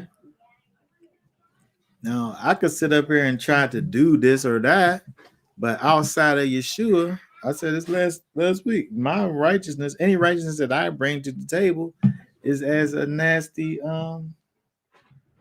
period pad. That's what my righteousness is like outside of Yeshua. Mm-hmm. Right? But so the first step is accepting the master Yeshua. And then you move on from there. But if you never really had this a true conversion, heart transformation experience with Yeshua, then these people over here, these people knew what the Bible said. Right. They knew what the Bible said, and they didn't do it. Israel, this the part of tradition of being Israel is reading the Torah and knowing what the book says. Meanwhile, we sitting over here in Pittsburgh, Pennsylvania, scattered all across the four corners of the earth because the people couldn't keep the commandments that they knew. So the order is you need to find Yeshua. Go ahead. I was going to say that, and that looks like something. So, of course, the first step is to, accept him, right? But then once you accept him, he says, follow me, right? Mm-hmm. So if you are claiming Yeshua, that looks like something. Yeah. And if you're not doing what he did, and I ain't talking about healing, the miracles and all that stuff, but all that stuff is great too, right? But if you're not doing what he did, what he physically did, the love he showed, all of the different things he did for his people and whatnot, if you're not putting off the flesh, resisting sin, if you're doing opposite of what Yeshua did, you're not following him. Yeah. And if you're not keeping his commandments like he said do, then you're not following him. And so being a follower and accepting Yeshua is actually, it looks like something. And the example is in the scripture. Yeah. And so a lot of people are claiming Yeshua. They're claiming, oh, yes, I believe in Jesus Christ. But they don't look like it. Like you said, they look like walnuts and they're supposed to be apple trees. Yeah. And this I think is, this is what we learn from this over here. It's what I learned. The priests, they there was a way that they were supposed to be functioning, and they failed to function in that way. And they died as a result of it. And so when we think about our life in Yeshua, there's a way that we should be functioning and as followers of Yeshua. And when we fail to do that, we're not. If Yeshua is your master, it's simple. Like, you do what the master says. It's as simple as that. You don't do whatever you think you should do. You do whatever he said for you to do, and it's right here in the fine print. But I'm saying that, but we got to read the fine print.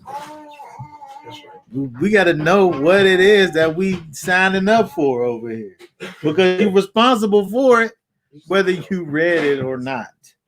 And so I think that's a problem. People sit up here people sit up here and say what they're gonna do, I'm gonna follow you. Yeah, I'm gonna follow you. But whenever it comes time to do the following, they get lost because they don't understand. They don't understand the map. The what? The map. The map. It's funny you say that because I just looked at his skin and I laughed because it reminded me when we was putting together Yosef Walker. I said, this is what typical Negroes do. We look at the box and put it together without reading the instructions, right? And I'm doing it. And it's like, my granddad was good at doing that. Look at the box. And what did I do? I said, oops, something missing. I said, this is on the wrong way. Let me read the instructions.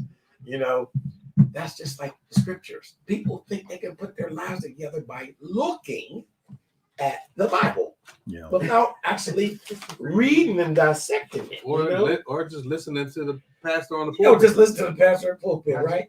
That's why I always say a person can spit scriptures like a 50 caliber all day. That shows you, yes, he reads the Bible. But a person that lives what they read shows you that they know the author of the Bible. Yeah. It's a big difference. It's simple. Like you said. Israel knew the scriptures. Like this is the culture. It's part of the culture. You know what the Bible says. That's part of culture.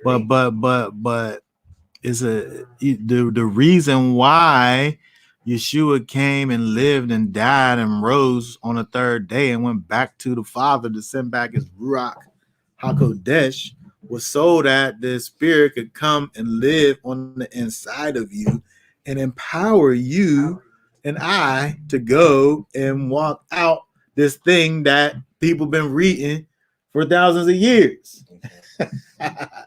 and this is the thing that is most important. But I'm just saying the way that we kind of think about it in the context of Nadab and Abihu, in terms of the fact that this promise that they made, you are accountable for the promise that you make, and this is very serious. It's life and death. We read about this scripture. We read this last week in terms of the fact that unless you come to Yeshua, you're already damned. That's your baseline is damnation. You just waiting. Outside, you got to come over into everlasting life, right? And so, when we look at this over here, again, trying to bring practical application to these scriptures and look and understanding, we have to be able to continue and maintain our witness, because that was a terrible witness that these guys were giving for who they were supposed to be over here. And then if we not only that they went and did what they did, but if we add the fact that if they was drunk while they was doing it, then that just adds another layer to the situation. But what we can see that they did without knowing the specifics is that they was given a terrible witness as who they were supposed to be. And so when we think about who we're supposed to be in Messiah, the fact that we're always supposed to be walking around as a witness of Messiah, in this world, no matter where we are, right? We never turn off. We always got our uniform on, so that people know that we are a set apart nation. Go ahead. I just think about like if we all was even at like the Feast of Tabernacles or something, and we're all just having a great time, and if something like that happened, that would really damper, quote unquote, damper the mood. What you mean? Fire came out the sky and burned somebody up? Yeah. Oh yeah, that would just put that would be terrible. We all be like, oh wow. Yeah. But now the equivalent now is like, again, we look at if we think about this now, okay, now if remember what happened. Now Aaron, Ithamar, Eleazar, these ones who were dedicated to the Most High, ones who said they was dedicated to the Most High, did some foolishness and gets burned up on the spot, right? Moses said, "Don't mourn for them." So, within your scenario, we supposed to just keep on having tabernacles. I was waiting. I was sitting here. I was sitting there. Yeah. And I'd be like, that's a witness to why we doing this. That's judgment. That's judgment. I'm like, look, that's why we even doing among us, look, we gotta stay on point. Stay focused. Don't lose focus. Because you don't know. You don't know, man. Man. I'll be like, look, that's a sign right there. Above us, okay? We supposed Don't to just play. keep on having tabernacles. Keep going happen. Yeah, Keep you ain't supposed going. to stop. Yeah, because again, we're supposed to again, we think about this in terms of these priests and us as far as of Yeshua being a kingdom of priests. Uh-huh. We are representatives of the Most High. And so, when we go out here into this world, we're walking around as priests, right? If all you know is that Yeshua came and lived and died and rose from the dead and went back to the Father and sent back his Ruach HaKodesh, you stand on that knowledge and you tell that knowledge to everybody that you could tell it to. Right. Right? That's all that you know. You are the ambassador of the basic Thank you. gospel Thank message. you. Thank you. Right? You don't got to know nothing else but that. Right? Yeah. But you are a representative, to whatever degree that you're able to be. But there ain't no there's not like a behind the scenes thing. Everybody's a representative. Mm-hmm. To what level, is a different thing. Different. To what degree? Mm-hmm. You may only got 5 answers. Somebody else might have 2 answers. Somebody else might have 20 answers. But them answers that you got, you know them answers, and you stand on them answers, and you represent, what you know. And this is what we have to understand. So we look at these priests over here as they were representatives who were misrepresenting the Most High, and he's not having that. There's a whole bunch of answers. It's supposed to be priests. Oh, and they were having friends. They're the Right. closest. So They was the there, closest got to go first. and then with them again, the Most High called them by name. Yeah. He said their name. Bring them too, Yeah. Bring and the other ones, the other unnamed ones, bring them too. You know what I'm talking about. Right? And so when we look over here, again, this helps us to understand. And again, looking at all of this in the context, without going into chapter 11, understanding that he's giving you clean and unclean foods, all for the purposes of allowing for us, his people, to be set apart and to make a distinction between clean and unclean.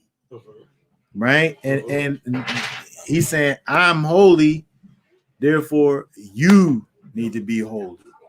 Right? And there can't be this mixture of clean and unclean. Right? And so, and that's true for what we see with the food laws.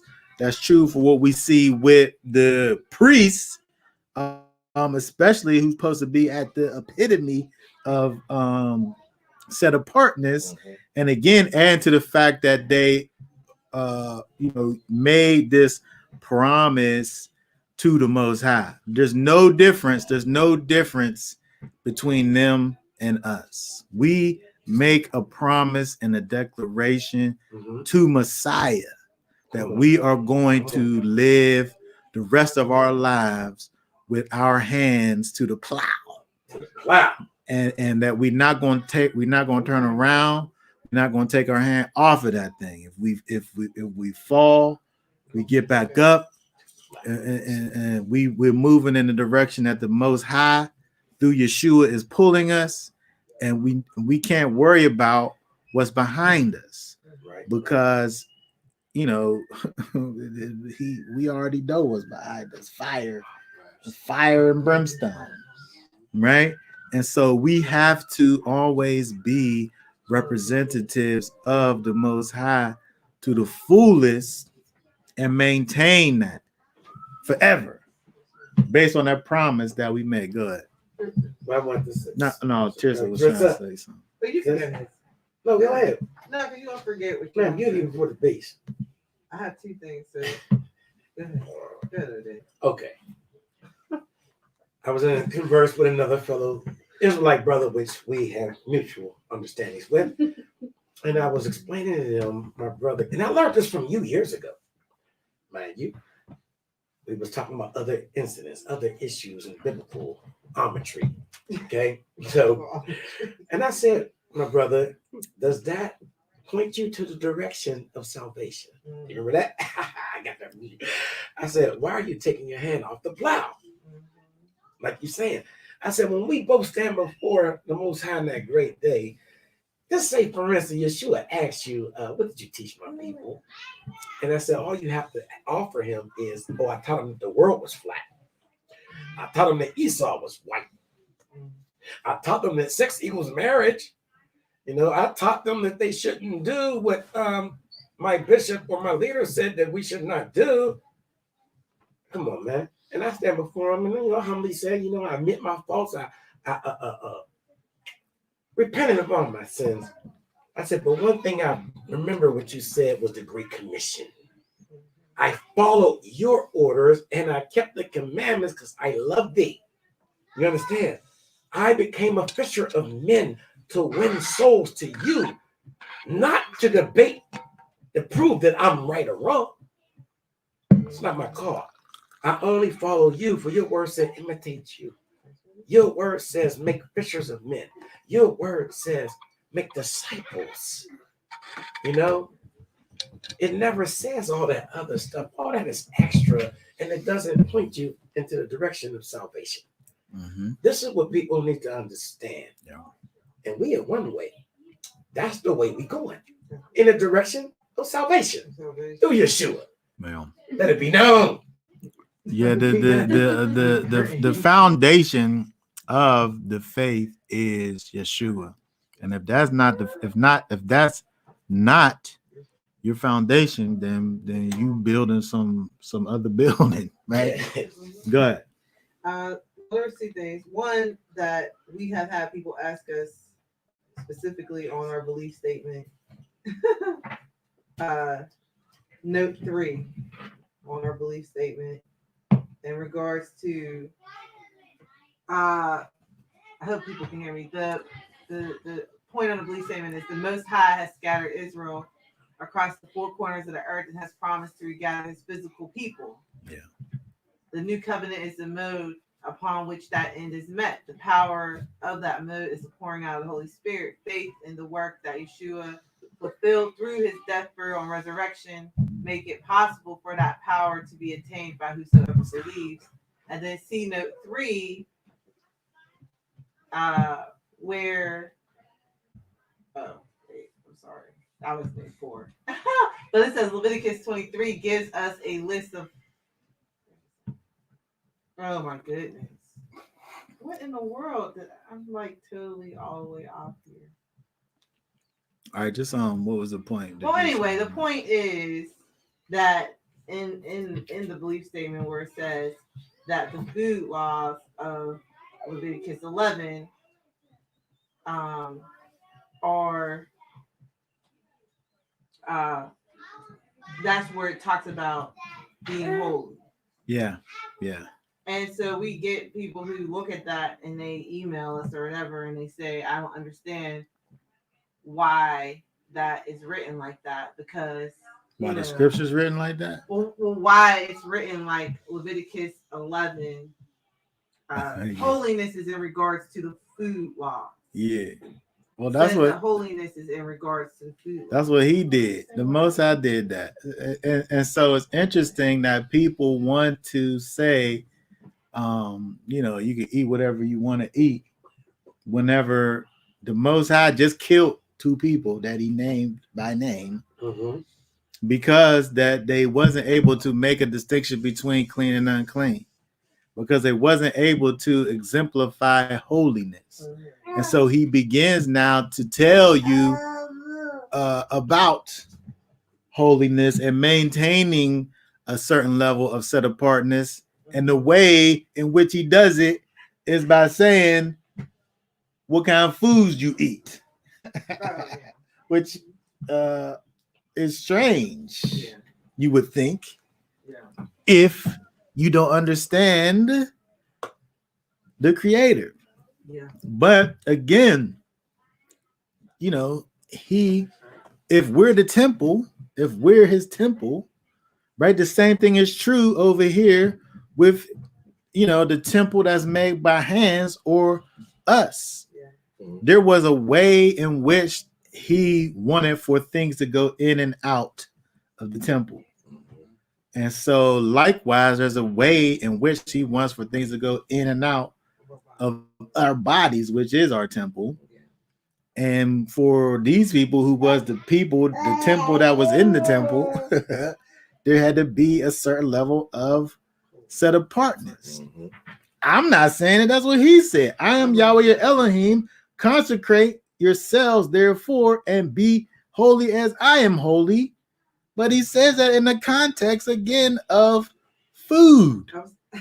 So holiness, for some reason, that He said, holiness for some reason that the Most High brings up has something to do with the food that you eat. So if you sitting around eating the BLT, then I guess you ain't holy. If you sitting up here eating a shrimp po' boy with some clams on a half shell, definitely you gonna be po' boy. then you ain't holy, according to what this is saying over here. He's calling for His people to be holy, and He's saying don't sit up here and be eating this or that, but instead eat this or that. I mean, it's common sense. It makes sense. Like if you're eating things that He created to clean the earth, if you're eating scavengers and things that are cleaning up the earth, and you're ingesting that and putting it in your body, it's obviously going to create problems for your body. Let's say it better.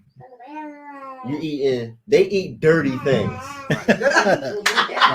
So you're going to eat something that eats something dirty. Because we eat clean animals because they eat clean things. So I'm sitting there to eat this dirty thing, and I'm going to eat that dirty thing. You're dirty now. Or also the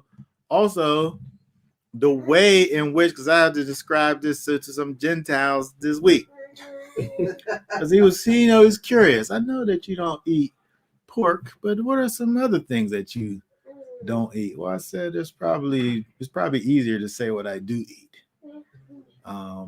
But also is like for pigs, for instance, they eat poison. The poison goes out throughout their whole body. The way that they're made, it don't filter out these things properly. Things, I told them there's a list. There's a list of things that we eat and we don't eat. Right? And so the things that's on the list that we do eat, those things filter what they eat in a way where it don't come into us when we eat it. And so, but so I began to speak about pigeons, which are clean. But pigeons, they eat anything. But it's not only what they eat, but the way in which they deal with the stuff that they eat. So they may sit around and it be the way the chickens do the same thing, but the way in which their body deals with their foods, it makes a separation where you're able to eat it and you're not eating those things. And so And so, you know, we can't sit up here and act like now for some reason the Most High's character has changed. He's the one that said, set apart people unto me, eat certain things. He's the one that said, set apart people unto me, wear certain clothes. He's the one that said, set apart people unto me, keep the Shabbat. He's the one that says, set apart people unto me, understand the feast days that I created. He said all of this stuff. And so when we want to be his representatives, these are just things that are incorporated in being a follower of Yeshua and the Most High. And so, you know, again, we just have to always just be those witnesses for him, those representatives for him always. And I think that's the lesson that we learn, you know, from looking at Nadab and Abihu, you know, is that, you know, we have to remain true to the promise that we've made. We think about that verse that we looked at, and I'm gonna stop talking with this here. What was that? That verse that we looked at in Hebrews. It was at the end, right here, right? We are not of those who draw back to destruction. We already been there. You know what this is like already. You know what destruction is like. Oh, wait a second. Let me put this on the screen.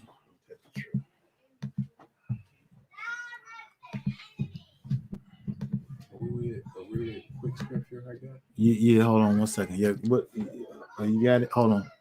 We know what this is, right? We know what destruction is. We've been there already, right? If we say that we are followers of Yeshua, we was there already, right? And so but the righteous shall live by faith. Faith is steadfastness. It's not wishy-washiness. It's not back and forth, right? It's not taking your hand off the plow and putting it back on again, right? It's not saying I'm gonna take a holiness sabbatical. We take sabbaticals, but it ain't for holiness. It's from work. Exactly. Yeah. From this world. You know what I'm saying? But we don't draw back to destruction, but of belief of the preservation of life. The only way we know that the only way that our life could be preserved is through faith in Messiah. And so we got to live for Messiah at all times and represent Messiah at all times, no matter what the situation is. So yeah, the scripture. Yeah, I'll pull it up. What is it? Oh, it is 2 Peter 3, verses 3 through 7. And so this is to bring it into kind of like the now, because you know what happened to Aaron's sons happened immediately. And so people get confused because you know that fire don't come immediately. Yeah. Today, that oh well, you know, something changed. Oh, it's cool what we doing. What we doing is cool out here. Yeah. Right. And so it says, knowing first that mockers shall come in the last days with mocking, walking according to their own lusts, and saying, where is the promise of his coming? For since the fathers fell asleep, all continues as from the beginning of creation. For they chose to have this hidden from them, that the heavens were of old, and the earth standing out of water, and in the water by the word of Elohim, through which the world at that time was destroyed, being flooded with water. And the present heavens and earth are treasured up by the same word, being kept for fire to the day of judgment and destruction of wicked men. And so the fire is coming. That same fire that burnt up Aaron's son is coming. But it goes on to say that he don't want none to perish. So he's giving people a grace period. Yeah. But Yeah. when that grace period is up, Mm-hmm. that fire is on its way. Yeah. Yeah. And I think people's problem becomes, living in that grace period. Well, he didn't take me out, so that should be good. Mhm. But that grace period will give you a false sense of security, because you never know. You never know when that button gonna get pushed on you. Hands up. You never know, and we have to really live our lives as if it's our last moment. If he's gonna come and judge you just right now, what's your fate gonna be? You can't sit up here and say, I got this, these things I'm trying to do tonight, but tomorrow I'm gonna get myself together. As soon as I get these XYZ done, I'm gonna do it. I'm gonna get myself together. Yeah. As soon as I tie up these little loose ends, I got these loose ends. As soon as I get these things tied up, I'm gonna go ahead and act like I'm supposed to. I know what I'm supposed to do, man. I know. Yeah. But I got I'll be these. there. I got these things I gotta do. Okay. For the greatest one, I ain't ready. Let me get perfect first. Let me get myself together. Yeah. Right? Were you trying to say something? No, I just wanted to know if you were going to talk about the fire or the lightning. The fire. Oh, Because you always talk to people about that. Too. I know. I might leave that for the. Well, you brought it up. I just was saying I'm that. sorry. I just was saying that. In nature, I mean, it could come down just like it said, but in nature, we know what it looks like for fire to come down out of the heavens. It looks like lightning. Lightning strike a tree, the tree's on fire. It said fire came down. The way that you describe something, I mean, they said they saw Ezekiel and the wheels turning in the sky. Like they're making these descriptions. I saw these locusts flying in the air. You know what I mean? You're making the descriptions of things and describing it the best way that you knew how. They mess around, just got struck by lightning. Yep.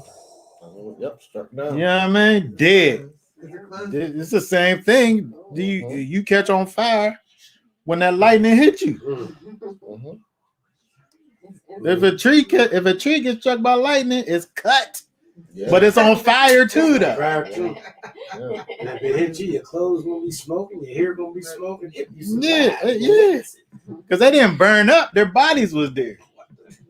Because their bodies had to get carried out of there. Yeah.